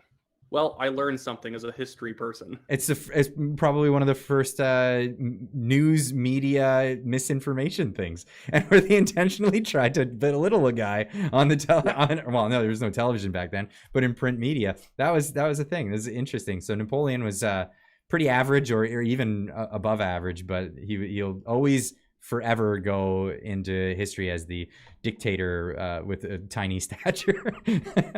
But I want to get back to this. So the Conservative Party thing, you said, the difference between the people in the party. Now, is there a place for people, say, like me? I don't really see myself as a conservative. I see myself as fiscally conservative. I'm way more socially liberal. I'm more of a classical liberal than any sort of classical form of conservative. These days, he'd be considered a SOCON, though, in a certain sense, in the sense that the liberal government thinks anyone who wants to roll back the wokeism is a social conservative. Now, I'm an actual social conservative, but you and I would probably agree a lot in the sense that it's really just that the public square needs to go back to neutral for a change, because right now it's just so political. The institutions are so political. So I'm a social conservative, but I don't think we need Bible reading classes in school. We just need, we don't need climate action week at school. We don't need social justice week at school. We need to do, reading, writing, and arithmetic at school again. And so inside the Conservative Party, you'd 100% have a place inside the Conservative Party. And I think it's just more so that a lot of people have always treated conservative boards, being part of the party, being part of the policy process, as it's like the HOA in a small town, in the sense it's people who are on the board. It's not because they're good managers or anything like that. It's because they're the type of people who really like being on the board. Frankly, David Parker's done a good job with Take Back Alberta in Alberta, because he's actually gotten normal people to actually see how you pass policy, how do you go to conventions and get things done. Whereas I think that people have always liked it kind of being more of an exclusive club on the EDA side of things. And it's not because it's like, shadowy elites trying to keep you off. It's just, it's boring. And I think people liked keeping it boring, and they liked, not having the Conservative Party champion too many big ideas back when O'Toole and Scheer were in charge. And even somewhat with Harper, is that you didn't want it to be too hot-blooded, because it keeps all of the people who are loud voices who could, hurt us in front of the media from joining in if we keep everything very sort of static. Yeah, but at a certain point, those people are going to come.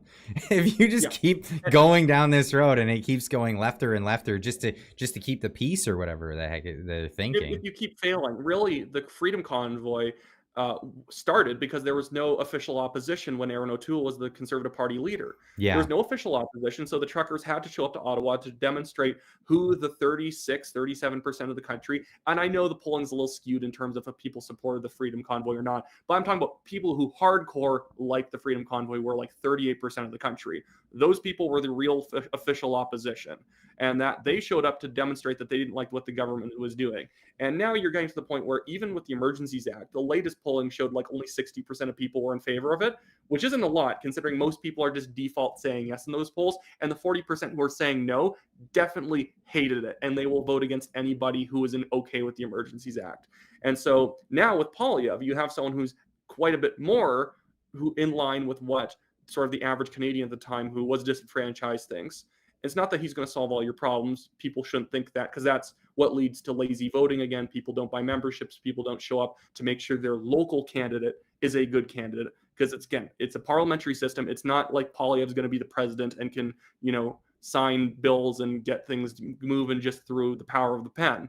It's the parliamentary slow grinding process. Even in majority governments, legislation takes a long time. And even having the wrong backbenchers is crippling. You need backbenchers who will go through all of the former Liberal Party legislation, all the regulations, and just pull stuff out that we can get rid of. And the thing is that when you have all these party guys who have just been sitting around the party for 20 years, and then they decide to run because they think enough people in their area know their names, and then they sit around doing nothing, it actually is what could destroy a Poilievre government. Poilievre will do a good job, but he'll have all these clingers on who don't actually want to work hard sitting around the government, and he and maybe a cohort of 25 people are having to do all the repealing of Liberal legislation and the passing of new stuff. So that's where we need MPs who can actually, do the sort of like, the tweezer type work with trying to get rid of all the crappy Liberal era legislation. Yeah, so like in my riding, for example, the Sea to Sky riding, I've been encouraging Marcus Wong to get the position as a Conservative nominee, and then hopefully then end up becoming our MP for our region. If I know he gets it, I'm going to be calling him. So this past month, what have you gotten rid of? What have you worked at to accomplish? We have to stop thinking of our MPs as their record being reflective of the government's record. You voting for whatever your government puts up is really not good enough. I want to see the specific bill that you passed. I want to see the specific regulations that you found that the government got rid of. We can't just have people who, well, hey, Harper was doing a good job, so you must like me. That's what slowed Harper down, is that he had all these people who didn't actually help. They didn't pitch in. They're just riding his sat around coattails. while Harper did stuff. Yeah. And so in my riding, there's Jeremy Nixon is running for the Conservative Party nomination. He does not live in the riding. Used to be the MLA for Calgary. Klein ran 3 times there, ran 4 times there, lost 3 times. Take that to mean what you will. He went to Hawaii during the lockdowns. He voted against conscience rights for doctors. And his whole campaign is saying, well, he has the experience of government to run in Calgary Signal Hill and help Pierre Poilievre, take back Canada. No, he really doesn't. He really does. Like, I'm not trying to be rude to just my opponents, but just being in government and saying you have the experience of government is not enough. Leela Aheer is also running in it. She goes to Liberal Party fundraisers. She's literally explicitly running on the idea that equity is her highest value and we need more equity in government. She's running for a Conservative nomination. Get out of here. Yeah, equity is this big left. Does you mean something else by that? Because that's like a big she does not. DIE, diversity, equity, and inclusion slogan kind of thing. No, not at all. She is very much on the kind of SJW sort of end of conservative politics. Very, very progressive conservative with a capital progressive. And there's another person that the former MP in the area is backing to run for the nomination. And in his announcement video, his only criticism of Justin Trudeau and the Liberals was that they lack focus. And if your criticism boils down to the fact that maybe Trudeau should have a cup of coffee in the morning and he'll be more focused, I don't really think you've been paying attention to the country. And then Rachel Curran is going to try and run in this riding. She was head of policy at Facebook during the pandemic and was in charge of basically trying to delete misinformation off of Facebook during COVID. So, like, if you thought masks were not very effective, like enthusiastically so, or She proudly stated that Facebook was cracking down on misinformation in a committee meeting when Pam Damoff, the Liberal MP, was questioning her. This was not something that she was ashamed of doing. And I've had some people say, well, would you have wanted someone worse doing policy at Facebook?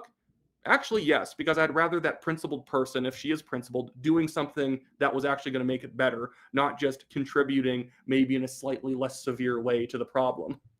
Yeah, that's a good point. So a lot of people don't realize, I mean, some people get it and they know how the system works. But when you're voting for Pierre Poilievre, for example, it's not the United States. It's not a presidential election. You're not electing a president. You're electing a party. And to elect that party, if your goal is to get Pierre Poilievre in, you gotta elect a conservative in your riding. Now, who's your conservative? This is the whole thing that I've been trying to drill into people's heads. Like, who are they? And if they suck, how do we get rid of them? How do we get somebody that's going to be good? And yeah, it's like the good thing in the U.S., and a lot of people try and slap at the U.S. like democracy all the time. The thing is that because you have the right to be registered for a specific party, is that you always know that there is a primary going on in your area to select who the Republican or the Democrat is going to be. Whereas in Canada, I literally just came back from door knocking tonight. There's a lot of people's doors I knocked on who didn't know there was a nomination, do not know who their MP is, and they don't know what the person's voting record is, their attendance record in Parliament. And not that you need to know all the nitty-gritty stuff, but you should at least be somewhat informed. And it's not their fault. It's just that there's the system itself in Canada, because you need a membership, means that if you don't have a membership, you're out of the loop. So it's more so that more people just need to be engaged, have a membership to one party. It doesn't matter what party it is, just have a membership so you know what's going on locally in your area. So many people, then they go online and talk about, well, there's a uniparty in Canada and the lefty candidates always win, or the globalist candidates always win. Well, did you vote your nomination? Oh, no, I didn't. It's like, well, then, what are you talking about? Why are you complaining? Yeah, get in there and change it. and this is a great channel people can go watch. They might not agree with him on everything. He's a little bit more of a you'd actually like him a lot. He's very he's a libertarian, like a soft libertarian, and he talks about how politics actually works in the U.S. because a lot of people sort of end up pushing the establishment always wins type of narratives, Mhm. and it's like no, people actually vote for what they want. And if you're not voting for what you want, you're not going to get what you want. So at the end of the day, people have to serve themselves a little bit and pay for a membership and make sure that they grill all their nomination candidates and mark the ranked ballot in favor of freedom rather than in favor of bureaucracy, in favor of corporate type subsidies and whatnot. Because when you're wondering why Doug Ford, in a certain sense, Doug Ford is a little bit of a different story because he just appoints his candidates. But in certain governments, when you're wondering why they tend to do a lot of corporate type subsidy handouts to create fake jobs, it's because the people who elected a lot of these MLAs or these MPs voted for those fake jobs because they probably were invested in those sorts of industries like the EV industry in Ontario. Yeah, a lot of cronyism that we see through that. But getting to some of that black pilling, and this is I brought this up earlier in the show, and I want to get your thoughts on this because this is a concept that I've been working on with Vesper, and you may have met Vesper. He's a great designer, graphic designer, and all that stuff. But it's this idea of the black pill, and we came up with the concept of a slogan saying, "Be careful if this pill will consume you." So it'll consume you. But that's what they want. Yeah, doomerish people end up choking to death on the black pills that they consume. Is that they end up there is a certain, I think, type of person who really likes to talk about how bad everything is. Because I think that some people, in a certain sense, get a little bit of a rush out of knowing how bad it is, and you don't know how bad it is. It's like, well, maybe instead of sitting around and telling me that Justin Trudeau is going to win the next election anyways because the CCP is going to rig it and all this stuff, maybe you should help out and pitch in. Know what I mean? If all is lost now, then stop watching news on YouTube.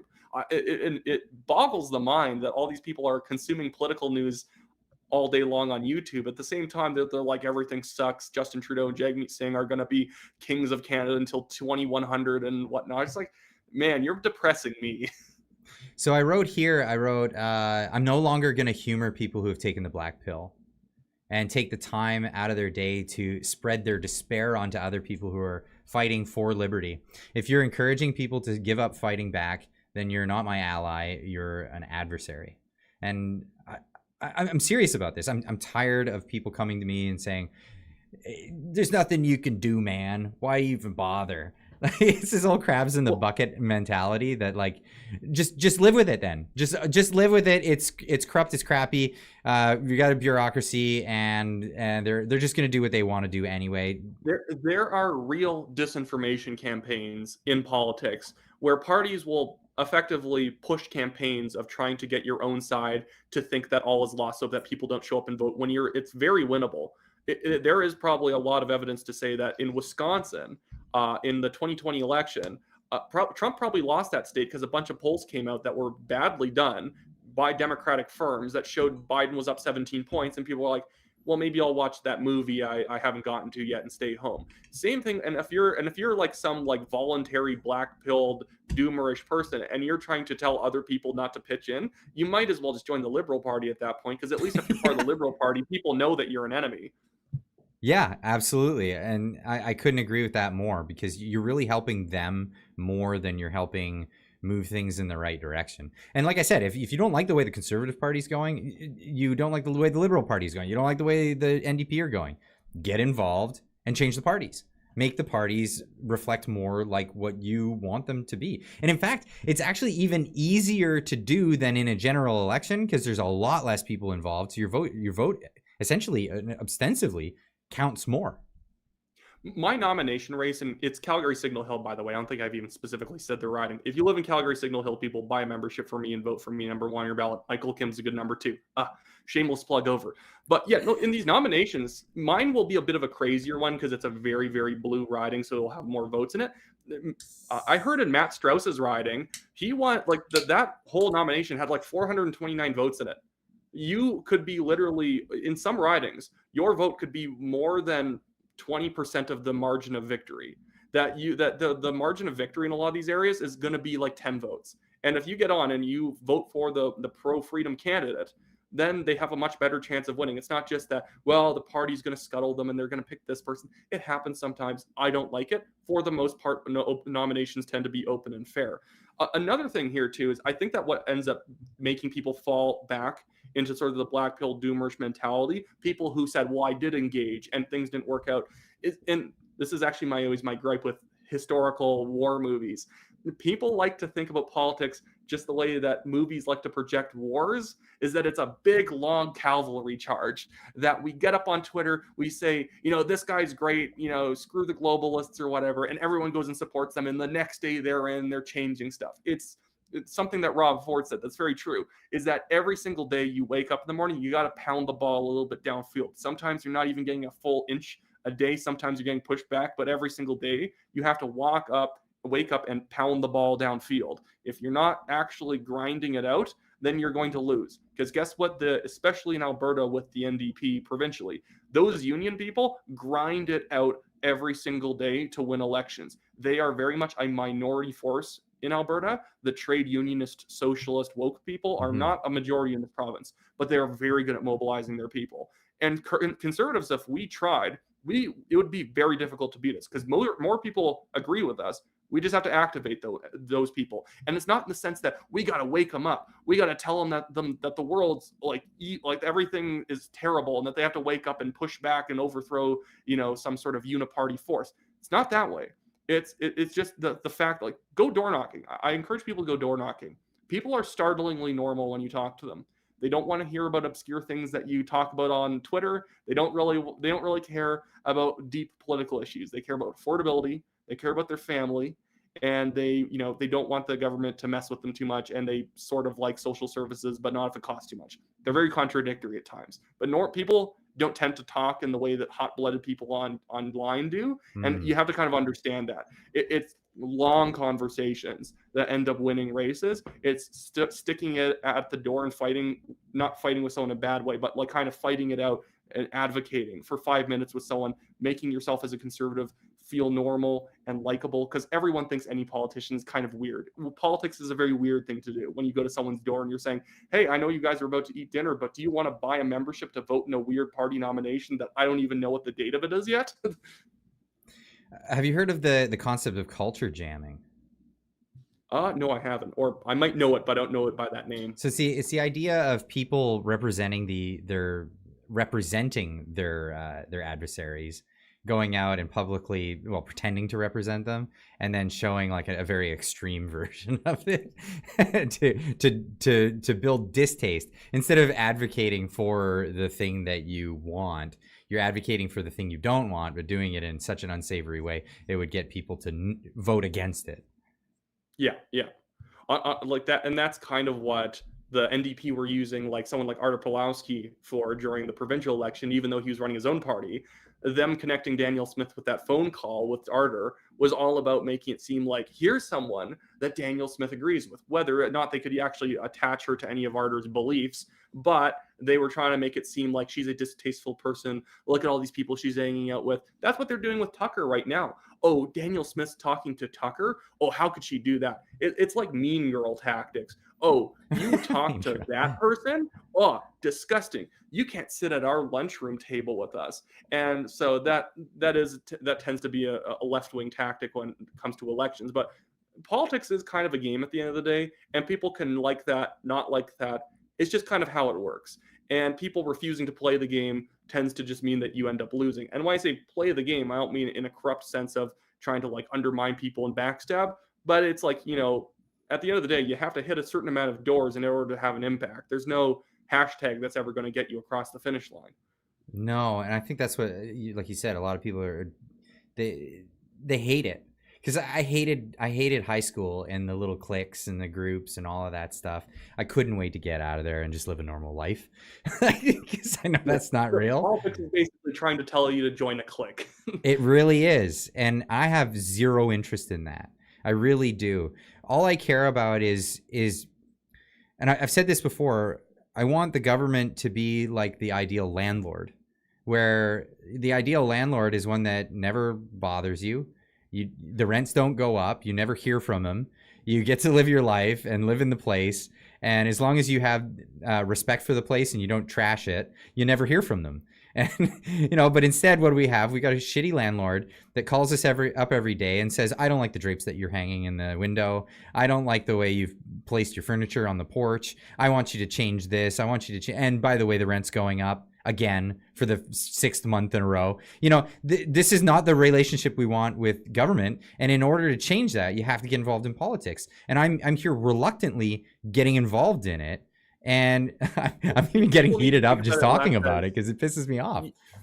People don't even exactly need to think of it as exactly like a method of creating change. It needs to be more so thought of as it's kind of your duty to be involved in your community. Like that's where I'm saying when I use the lazy term, it's not to go after conservatives and say, oh, the left's so much more active than us and we're lazy. You do get people who think like, well, I shouldn't have to do this.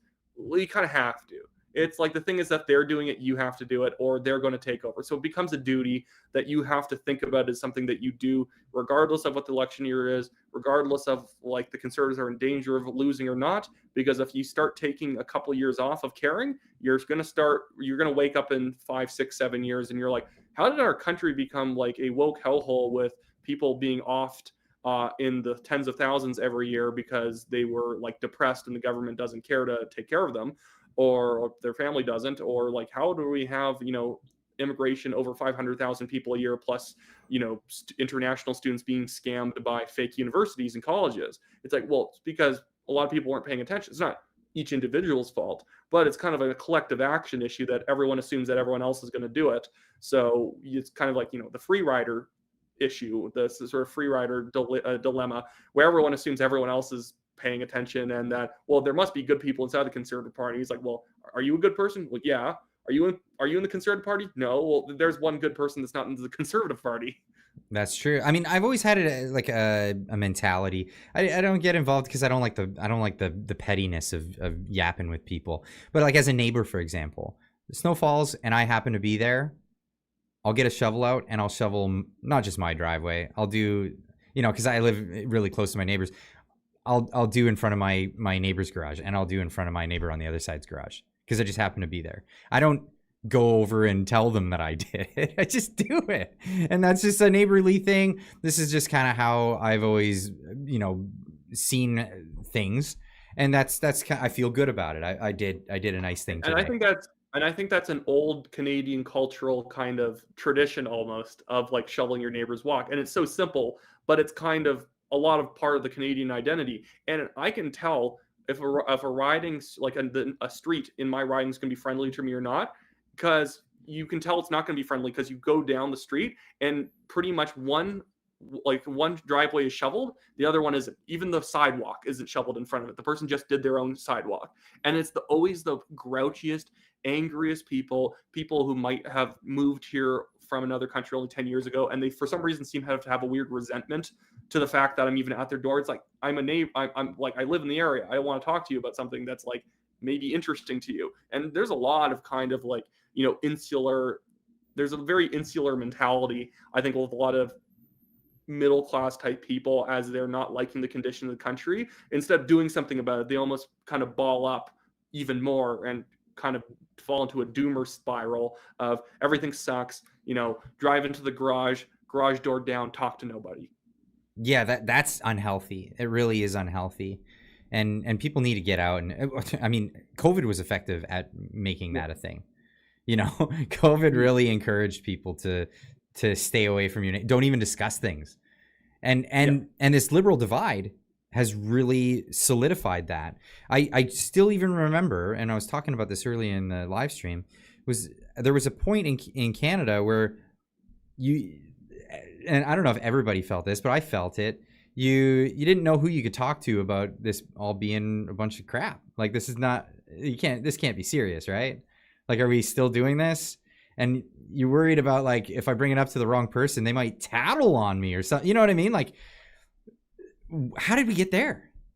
And I think that that was the thing. I worked at a liquor store throughout all of COVID. Even when CERB came out, I could have made more by going on to CERB than continuing my job as a supervisor. And I actually learned so much about how to talk to nervous liberal people about COVID issues, about lockdowns. Because the thing is, I know, like, I'm not trying to like out anybody. They weren't coming in every day. It's a liquor store, so it makes it sound like bad when I say it's a regular. I mean like they come in every week. yeah. Fair. Yeah, but it's just like you could just be like, oh yeah, stupid lockdowns are coming in like Saturday, and you don't go on about it. You just let it go, and you just let that mull, and you just sort of bring up other stuff. Well, yeah, it's dumb that people are coming in and just putting on the same mask they were wearing in their pockets. I said, I don't know why politicians think that people are going to follow these stupid arbitrary rules properly. This is not how PPE works in a hospital. And you got these liberal people over time. They're like, yeah, I think the whole mask thing is actually really counterproductive. There's so many people I got from left to right by the end of COVID. And it wasn't because I was like, I'm going to tell you about Klaus Schwab. No, I didn't do anything like that. I was just like, yeah, it's dumb. It's dumb. It was like whenever the plastic bag ban happened. I convinced so many people the plastic bag ban was stupid, who were like on board with it. And they're like, but I have a compostable bag and it's better and it's reusable. I'm like, do you know you have to wash that when you go home every time you use it? Do you think you can just keep putting bloody meat products in that bag, hope that doesn't leak, and think you're not going to get food poisoning someday? I had to tell people about studies out of LA and like San Jose in California that in like 2010, their like food poisoning rate went up by like a multiple of 3 times. It went up like 300% the year that they got rid of plastic bags because of all the food poisoning cases because of the improperly stored meat. And I'm like, do you realize how many times you have to reuse that reusable bag in order to overcome the emissions gap that it has over a plastic bag? I was like, you have to use it to like 22,000 times before it actually makes up for all the plastic bag energy. The part that hits me the hardest is here in British Columbia, we have no bags. Nowhere where you go. Nowhere you go. I'm like you now. I can't go to McDonald's and get a bag. I was gonna like tear someone's face off because I went to the McDonald's drive-thru and they stick a plastic bucket out the window and they're like, "Here's your sandwich." They might as well just like thrown it on like a pig trough for me, and there's like, "There you go, like fatty" or something like that. Like, "There's your burger." Like, I don't know. I felt like they were like shaming me. I didn't know the rule had even come into place. I got home. I was like, well, "What is this?" And people were having to tell me like what the new rule is. I'm like, and people aren't mad about it. But the good thing is a lot of the people who are okay with the plastic bag ban, I don't know, ticked. And you're like, now you understand why other people didn't like the plastic bag ban and why just because you're okay with it doesn't mean it's an actual good policy. If you don't want to use plastic bags and you want to use reusable bags, go for it. The thing is that plastic bag ban and all these other bans, it is a tax on poor people. It is a tax on people who don't have a lot of money in the first place, and they don't want to have to pay another 30 cents, another $1 for every time they forget a bag. It adds up over a year. If you're struggling, you don't want to have to like not have to worry about if you have enough bags shoved into your like purse when you got on the bus today. You just want to be able to go grab your stuff and like leave, go home, and be able to reuse those plastic bags for garbage and whatnot. It is like all this climate stuff is just is grinding down of poor people in the name of feeling good about the climate. Not doing anything for the climate, just feeling good about it. Just feeling good about it. Yeah, it's feel good stuff. Now, it doesn't feel very good in British Columbia when you go through the checkout and at the very end it says, how many bags do you want? Like, they still haven't programmed that out everywhere. It still asks you every time. And that one's the one that I can never get over. Well, we have that at ours, but it's like you have to select the number, and the number is like how many reusable bags do you need over how many you brought. I think that's the intention of it, at least in the Safeway near me. Oh, there's a big button right on the screen that says no bags, and you just push the no bags button. I'm surprised that that's the thing that's bothering you, not probably the requirement to take fentanyl before you pay for your groceries. Yeah, well, it's coming. That's coming. Holy cow! British Columbia has lost its plot. It's really the NDP's trying to reverse it too. That's the credit I'll give to David Eby. At least he woke up to the fact that his own policy sucks, and they're trying to like ban fentanyl smoking in public areas, and the court's blocking them. Or like at least he's talking about both sides of his mouth. It's funny that the NDP both sides of his mouth. Yeah. He realizes that he's insane at the same time he's going to keep doing it. He's basically the Joker. If he starts putting on white makeup, we'll know what's going on. His hair turns green. Yeah, so that's really crazy because, well, that was the rule. So the rule came in, the bill that passed, it was about, it wasn't in all areas. It was just in particular areas like school playgrounds. It was like public parks and like right next to elementary schools. Yeah, you're not allowed to do illicit drugs. But not elementary. Yeah, you're not allowed to do illicit drugs in these areas, and that was it. It was like it didn't leave like the streets and all this other stuff. It was just those areas because there was largely syringes, needles, all this stuff being left, paraphernalia being left in these areas where children are, and that's dangerous. It's very dangerous, and the court overturns it. Says no, not doing it. It's like it all comes out of this fussy liberal left mentality that, well, we can have all these bad things in society and we can ignore the problem, but we just need this little tweak right here. If we just have this little extra rule, it'll get rid of it. Regular people don't think in that way. They're trying to regulate drug addicts like it's people doing TPS reports. Like, it's not people. These people are addicts. They're not going to respond to your legislation to even not do drugs there. You have to pass a law that you go to like prison if you do drugs in these places. Not just that you're not allowed to, and we might give you a fine. They're not going to pay the fine. No, they won't. I doubt anyone. You're kind of a fool if you even pay a fine in British Columbia these days, because it's like a suggestion. Yeah, it is. It really is. There's a hell of a backlog on that stuff, but this is how crazy we've gone. We've gotten to the point, and now they're introducing new legislation. I think it's going into effect. It's not that it's being debated. It's going into effect where actual fentanyl will be available for kids. Oh, the hydromorphone wasn't strong enough, so now they have to give them the fentanyl. And that's probably exactly what happened, was that there was like, well, the kids still want to use fentanyl. The hydromorphone pills aren't good enough, so let's just speak like cool parents and give it to them. Like, the cool parents thing ended a long time ago. People have realized that the cool parents were not the effective parents. They were the bad parents. They were always the worst parents. Yeah. They always had the kids with eating disorders and bad manners. Like, that was the worst. The one thing I do have to bring up, because me and Daniel workshopped this on our podcast, and I want to hear your thoughts on it. This is a bit of a non-sequitur, but I think we can improve MAID. I think we can actually make MAID better in this country, and what we need is progressive MAID.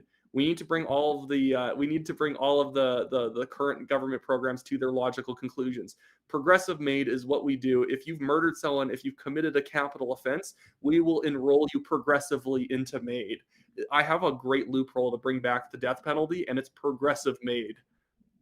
You're kidding, right? Is this a real thing you're going to suggest? As comedy, right?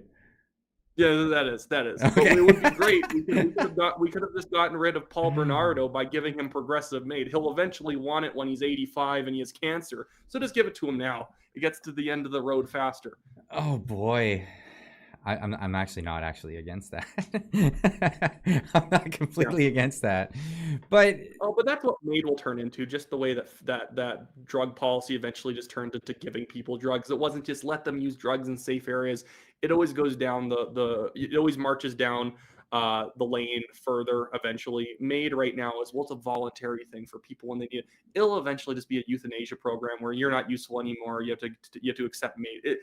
This is what terrifies me. This, because I'm not totally against the idea of people being able to choose when they check out. If they're terminally ill and things are very painful for them, and that's it, right? I'm not completely against that, and I don't know if I have a say in a person's position on that. But then there are so many safeguards that have to be in place for that, because there's so many abuses that could take place in those circumstances. People trying to take advantage of someone who has a dowry or whatever, right? Like, these are all serious issues that are just not really being addressed. Instead, we're going full bore into, okay, we made it legal. Now let's figure out how we can make sad people want to off themselves. And the thing is, like, we just don't have the social climate where people can use MAID responsibly. It's kind of like my position on pot. I know a lot of people are totally fine with like marijuana legalization. In a certain sense, I think it came at the exact worst time, where then we had like marijuana legalization when Trudeau came in. And then we were stuck in lockdown, and we probably got a lot of, teenagers and young adults to sit around and serve and smoke pot all day and like destroy their brains to the point where they are like chronic underachievers now. Like, the thing is that you have to have certain laws fit certain times.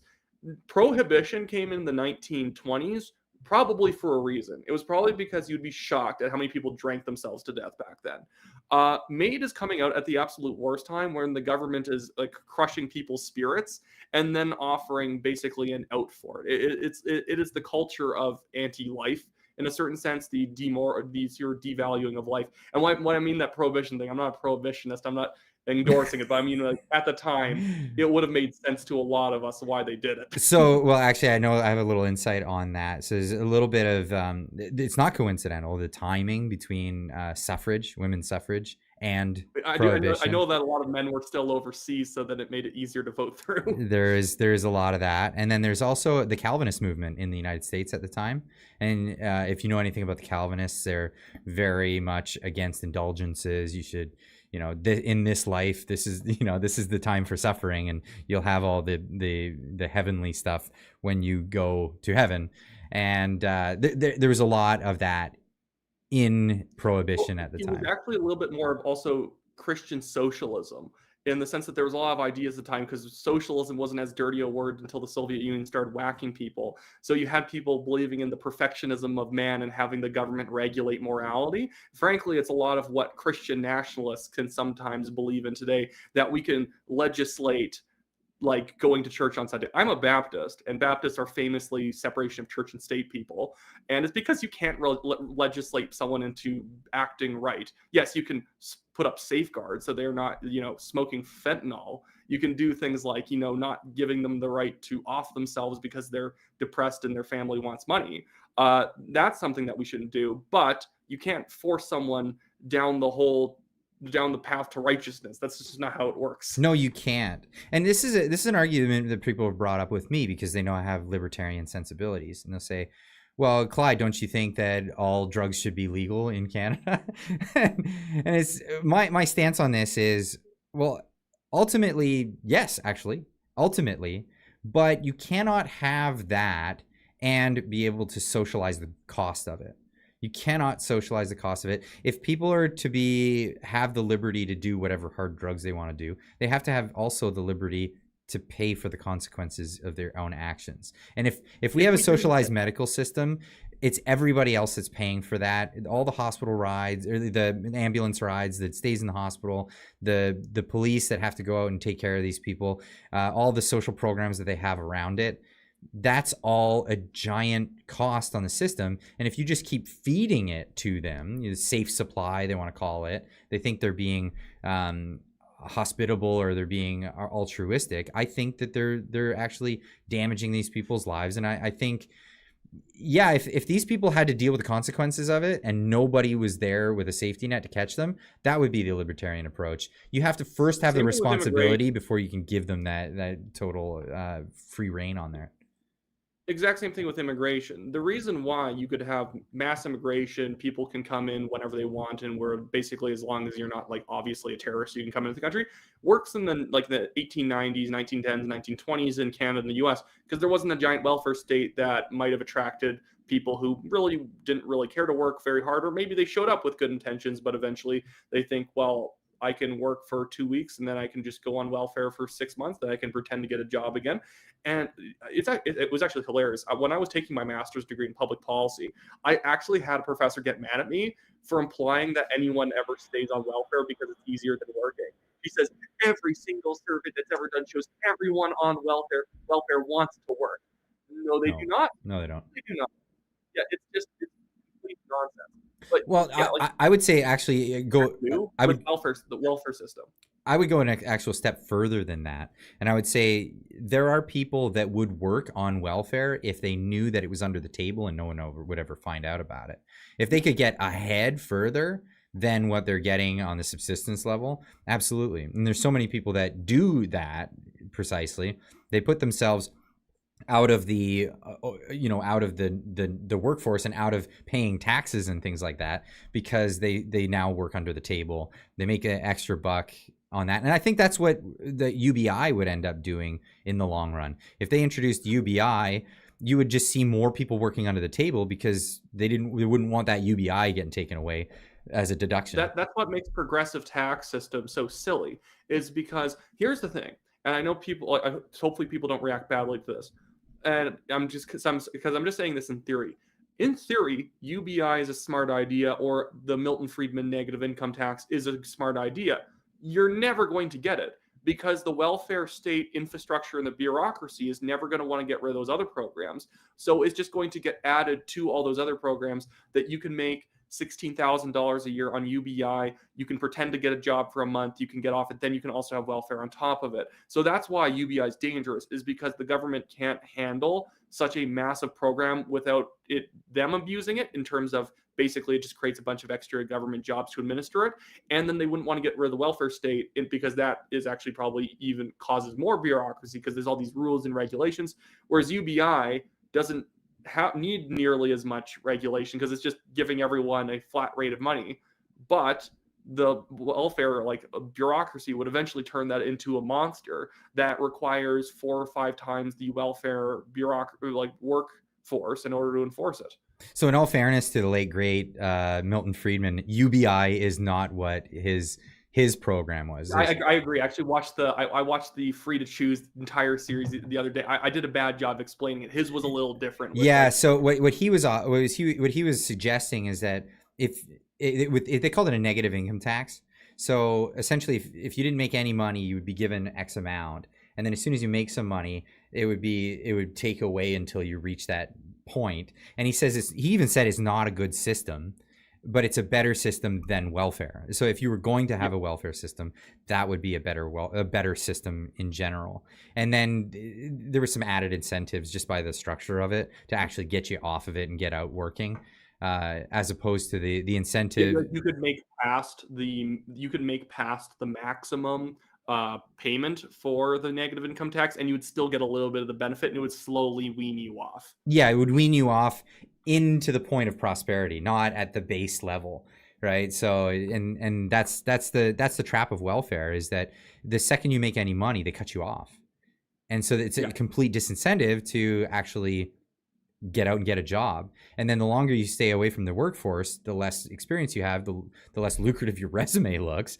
and it's just detrimental across the board. And it's an awful system. And yeah, Milton Friedman railed on it since the 70s. So did Thomas Sowell. They're both from the Chicago School, incidentally, and brilliant writers and economists. People really should.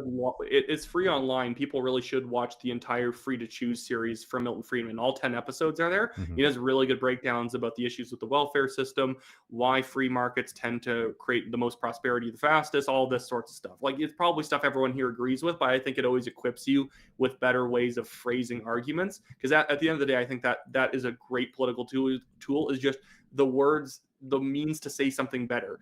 I'm pretty sure you, I, and basically your entire chat pretty much agrees on 95% of the issues, but we'd all phrase why we believe certain things differently. And there is always going to be that most expedient, best, most effective way of explaining something. Always different individuals, you have to explain it differently.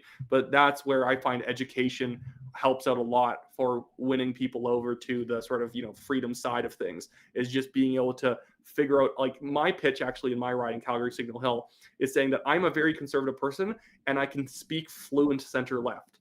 Figure out how center left people talk and be able to phrase very conservative ideas in that way, or libertarian ideas in a center left way. Because center left people do talk about freedoms too. You just don't want to use explicitly freedom type words because they like safety and security. But libertarian and conservative policies obviously bring way more safety and security when it comes to economic freedoms and all this other stuff it tends to give you, not just the sort of security of social security. That's not security, it's just subsistence. That's actually why the Liberal Party has always been a very old party. We think of the Liberal Party as like the woke young people from college voting Liberal. That's the NDP. The Liberal Party is actually a party for pensioners, for Eastern Canadian pensioners who like the Liberals because they promise not to rock the boat too much, to be able to deliver their benefits on time, and to slowly raise them over time to keep up with the cost of living. Now that's why pensioners are running away from the Liberals towards the Conservative Party, because Justin Trudeau has messed too much with the formula. Inflation's too high, and now the sort of pensioners are feeling scared that their benefits are now going to be destroyed by government mismanagement. So they're actually treating the Liberals and the NDP, or they're treating the Liberals like they used to treat the NDP, and the NDP they're treating like a bunch of communists, and that's why they're voting for the Poilievre Conservatives, because what cutting wasteful spending is no longer a dirty phrase to, that sort of former No, it's a liberal voting necessity bloc. for anyone on a fixed income. We can't afford any more inflation. We need. People are hoping for a deflationary environment, even though everybody who's a Keynesian economist will tell you that that's a bad idea. Start reading Mises, people. I really encourage people to get out there and read some of the Austrian School economics. Let me get to some of these super chats before we end the night here. Howard Gilks, I hope I'm pronouncing that correctly, with $2 super chat, says this song took #1 on iTunes in 3 hours. That's of course the Ben Shapiro with Tom McDonald song they were playing just before you came in. I really want to see Ben Shapiro now do his own rendition of I'm Just Ken, titled I'm Just Ben. I don't know the song. I'll have to catch up on that. That's the thing that got the Oscar nomination from the movie Barbie. Oh. From Ryan Gosling. The funniest story of the Oscars is going to be the fact that probably Ryan Gosling and the guys who wrote the I'm Just Ken song are going to be the only winners from that movie. So the patriarchy wins from the Barbie. and no one's gonna watch the award show. Yeah. We got. I'll watch for that. I want to see Greta Gerwig be really mad. Funny. We got Diane Sullivan. I hope I'm pronouncing it. Sylvian with a $20 super chat. Freeland has to have the grounds of appeal. An appeal in law is not automatic. It has to have a.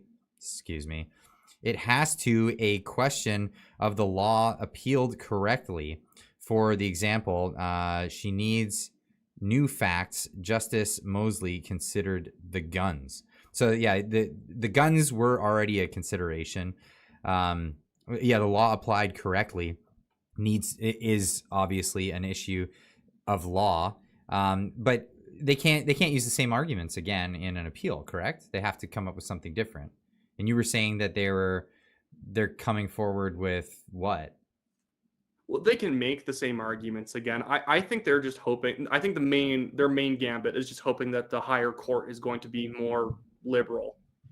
So they're going to use the same arguments, because I know the mootness argument got thrown out, which was great because now other cases they can use this decision and say, well, look, in this case. He said, the judge said that, yeah, well, you say it's moot because it took so long to get to court. Well, it's always going to take so long to get to court. The situation is always going to be over by the time we get to court. So I'm not allowing mootness to be considered in this.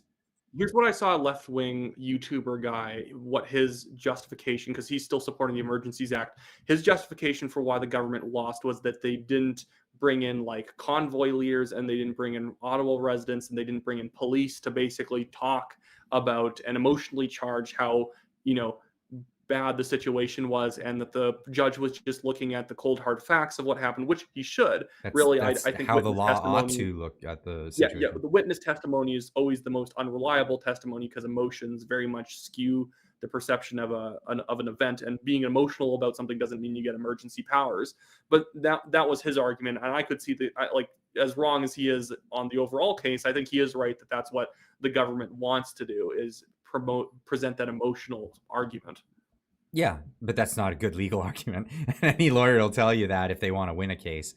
But yeah, I agree with the assessment of what they want to do, but I tend to agree with the judge.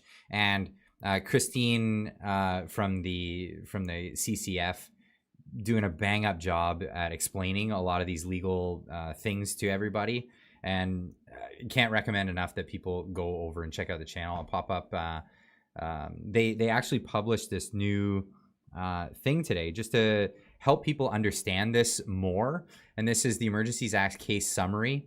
Federal court found that Trudeau's government's use of the Emergencies Act illegal and unconstitutional. We explain why. So 10 key passages from the case. I love that the 10th case was that the court may have not reached these conclusions without the CCF. That was my favorite of the 10 points. But no, they actually went through a lot of the actual reasoning. They have a little write-up on each one. Here's something great from the case that actually the judge admitted to, and he didn't have to say this.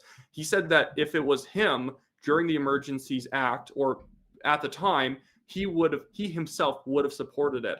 And I think he's acknowledging that the sort of propaganda, that the sort of presentation that the government had done made it feel like there must be something going on bad enough that the Emergencies Act is needed. And now this judge is saying that now that I'm actually taking a sober look at things, it's just not what Freeland and Trudeau presented at all. Wow. Okay, so that's even more damning when you think of it in that sense. So in the moment, and that shows a bit of the susceptibility of just, human spirit to be susceptible in an emergency situation, and how easy it is for tyrants to push for immediate security in emergencies in order to usurp your liberties. We have Steve's Hyde with a $5 super chat. I saw someone comment once that Pierre should put a countdown online for McJuggernuggets getting his pension. Maybe it should be a political advertisement. That's hilarious. Now, I heard this argument many times that Jagmeet Singh is waiting for his pension to be up, and then he'll call the election. But I'm pretty sure somebody told me before that once he became party leader, he was already eligible for his pension. And I don't know how true that is. I don't think so. I think actually last time I was on, we talked about this, and I think we both agreed. I don't think Jagmeet Singh is actually in this for the pension. Jagmeet Singh was already independently wealthy. He's not financing those Rolexes. And as soon as he leaves politics, he's going to get snapped up by a law firm the way David Lametti was. And he probably doesn't have to do work. He's just the face of it. He talks to clients. He goes to cocktail parties. He gets to dress up in his fanciest suits and make hundreds of thousands of dollars a year. I think Jagmeet Singh just likes the sort of TLC, TV drama of being in Canadian politics. He just likes the fact that when you have to teach kids about politics in the late 2010s and the early 2020s, you have to tell them all about Jagmeet Singh. I think he likes being in the snapshot of history because he's more arrogant than he is greedy, I think. I think it's just our job to lambast him so much that will be in the annals of history. I think that's our responsibility at this point. So Chris, with a $10 super chat, says, "Hi Clyde, big fan, watch you daily. Keep up the good work. Question, why are the Liberals and NDPers so scared of Poilievre and Trump? The fear is just beyond belief. What's your take on that?" Now, my take is that there's nothing really to be afraid of. They're afraid of losing their power because of how persuasive Pierre is with his rhetoric, how persuasive Trump is with his.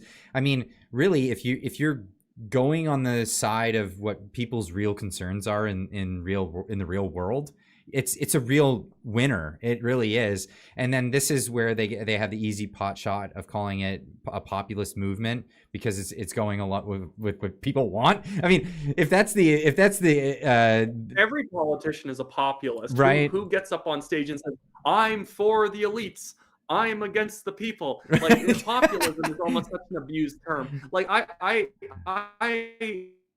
know there's some people who are populists. I don't think anyone. Oh, we lost Wyatt for a second here. I wonder if his we totally lost him. Totally lost him in the moment, and that's unfortunate. It's just unfortunate face he was giving right at the end there. Maybe he'll pop in again before we end this. But yeah, I think they're afraid of Trump essentially because of how effective he is as a politician. Now they're also afraid of Pierre Poilievre because he's effective as a politician, but because they were so effective in the media of demonizing Donald Trump, the Liberals are trying to go for that and compare Donald Trump to Pierre Poilievre. They're really not the same. Donald Trump says what he wants. He says he's unapologetic. He doesn't dance around things. Pierre Poilievre is a little more calculated. He's a little more less willing to talk about some serious issues. I know he's talked about immigration before, but then he largely zipped it. I've done a video specifically talking about that. He was really outspoken. As soon as they started comparing him to Trump, he zipped it about immigration. Doesn't want to be known as a Trump-like character. So time will tell. Time will tell. But I think the Liberals and the NDP are scared of Pierre and Trump, because they see it as largely a political swing in that direction, and that's where we're going. And they're just about to lose all their power. So thanks for the super chat, really appreciate that. Zane Bruns, I hope I'm pronouncing that right. Zane Bruns with a $20 super chat. I've been trying to get involved with the Signal Hill Conservatives since before I moved back to Calgary from Vancouver. No response from my emails. I wanted to be involved, planning on running for school board. New father. Well, congratulations on being a new father. Absolutely. I see Wyatt's just come back. Let's see if we can get him back in the chat. And it looks like here we are. All good. I don't know what happened. Your signal dropped out on us. Oh, wait, sorry, just a second. No problem. No okay, problem. Now I can hear you again. Oh, sorry, my Wi-Fi kicked out. I don't even have bad Wi-Fi. It will just disconnect, and then we'll forget how to reconnect. Oh, fair enough. So, okay, we're good now. So yeah, back to that on Trump and populism. They're trying to use populism. The question again was liberals and NDPers. Why are they so scared of Pierre Poilievre and Trump? And I think it's just at the end of the day that a lot of people don't vote on policy; they just vote on vibes. And when they hear the media talking about like Pierre being extreme, I think people like to feel in on information. They like to feel in on it a little bit, that they know how dangerous Pierre Poilievre is and you don't. And that's in a certain sense why you can probably say that a lot of the time the left in Canada is far more conspiratorial than the right. Yeah. They constantly talk about all the secret terrible things that the conservatives or right-wing people are going to do, and they can never name the stuff. It's like every single election, the left is acting mother down the stairs or like the and whatnot, like they're going to cut CPP, they're going to get rid of all this random stuff that you rely on to live. It never happens. No, and it won't happen. If they have to cut programs, there's a lot to cut before anybody's social safety net programs are cut. There is I'd love a for ton. these people to also name the specific Trump era policy they don't like. Yeah, and I do make that challenge a lot to friends and family and people who bring that stuff up to me. I'm actually a fan of Trump because I'm largely against foreign wars or foreign entanglements, that kind of thing. I think him being the first president in decades to not entangle into any new issues. And here's also why he didn't get America into any foreign wars, is because Donald Trump is actually quite hawkish on foreign policy, in the sense that the U.S. has a big military and he is willing to come down very hard on you if you do anything to harm like U.S. soldiers or you attack an ally. So everything got very quiet when he was president because Iran thought he was serious, Syria thought he was serious, Russia thought he was serious, China thought he was serious, and so they weren't going to do anything, too hasty while President Trump was around. It's the kind of the Teddy Roosevelt kind of philosophy of walk softly and carry a big, or talk softly and carry a big stick. Yeah, and largely people saw Ron Paul as a peacenik, because I was a big fan of him as well. But his stance on war and just war theory was that if you're attacked, you declare war and you stomp the ever living, this is what you do.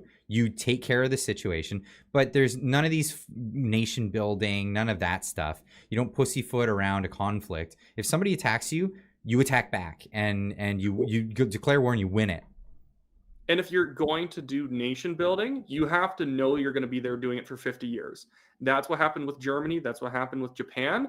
That was the Libya is the perfect example of things not being done right. They weren't even willing to put boots on the ground. They just had some jets run by, destroy Gaddafi's tanks, and it made the entire government collapse. And then it was just a bunch of basically tribal groups that eventually devolved into different versions of ISIS fighting each other. Mm-hmm. And it's that's when it's a stupid intervention. If you're not willing to do the actual work, do not get involved.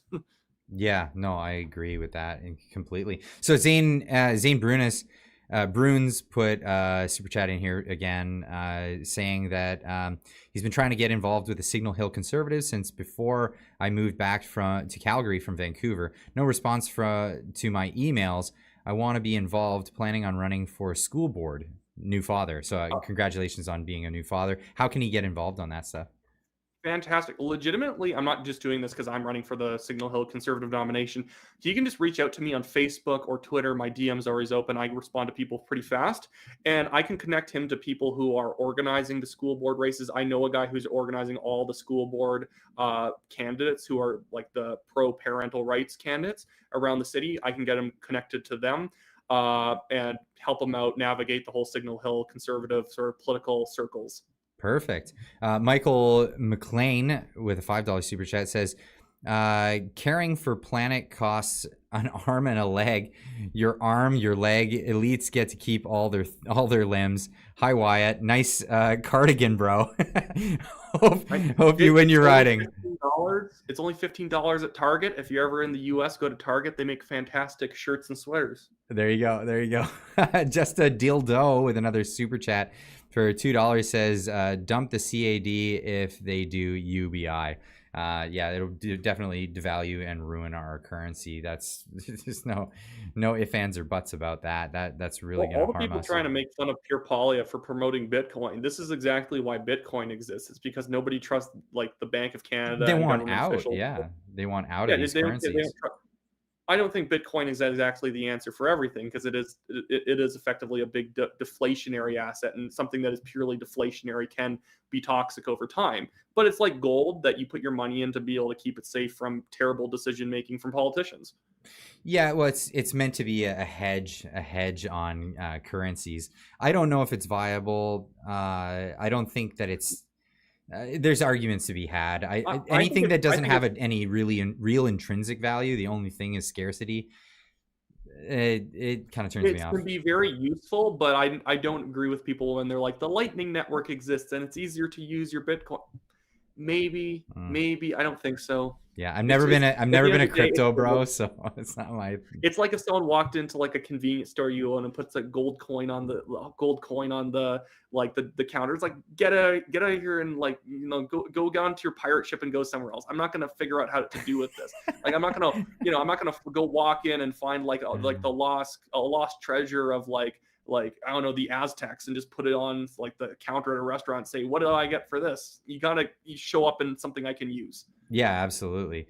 Chris B with a $2.79 super chat says liberals need to use Trump for fear mongering, and that's really all they really use him for here in Canada. Robert McFallon with a $20 super chat says, had too many wobbly pops, missed the stream. Your voice is the voice of freedom. Well, thank you so much. There's so many other voices of freedom, and that's why I like to share my platform with people like Wyatt, bring you on to tell your story. And I really appreciate this. And how is it that people can get in touch with the work that you're doing and learn more about what's going on? Yeah, it's super simple. Like people can follow me on X or Twitter. I hate saying X still. It feels like a grammatical error, but people can follow me on X if they want. Look up the National Telegraph on YouTube. Just type in the National Telegraph. I will be the first result. Follow me there. And of course, if you do live in Signal Hill, go to my campaign website, wyattclaypool.com, volunteer, donate, do all those nice things. But for the most part, just from the casual content side of things, it's just, you can, wherever my face is, you'll find videos.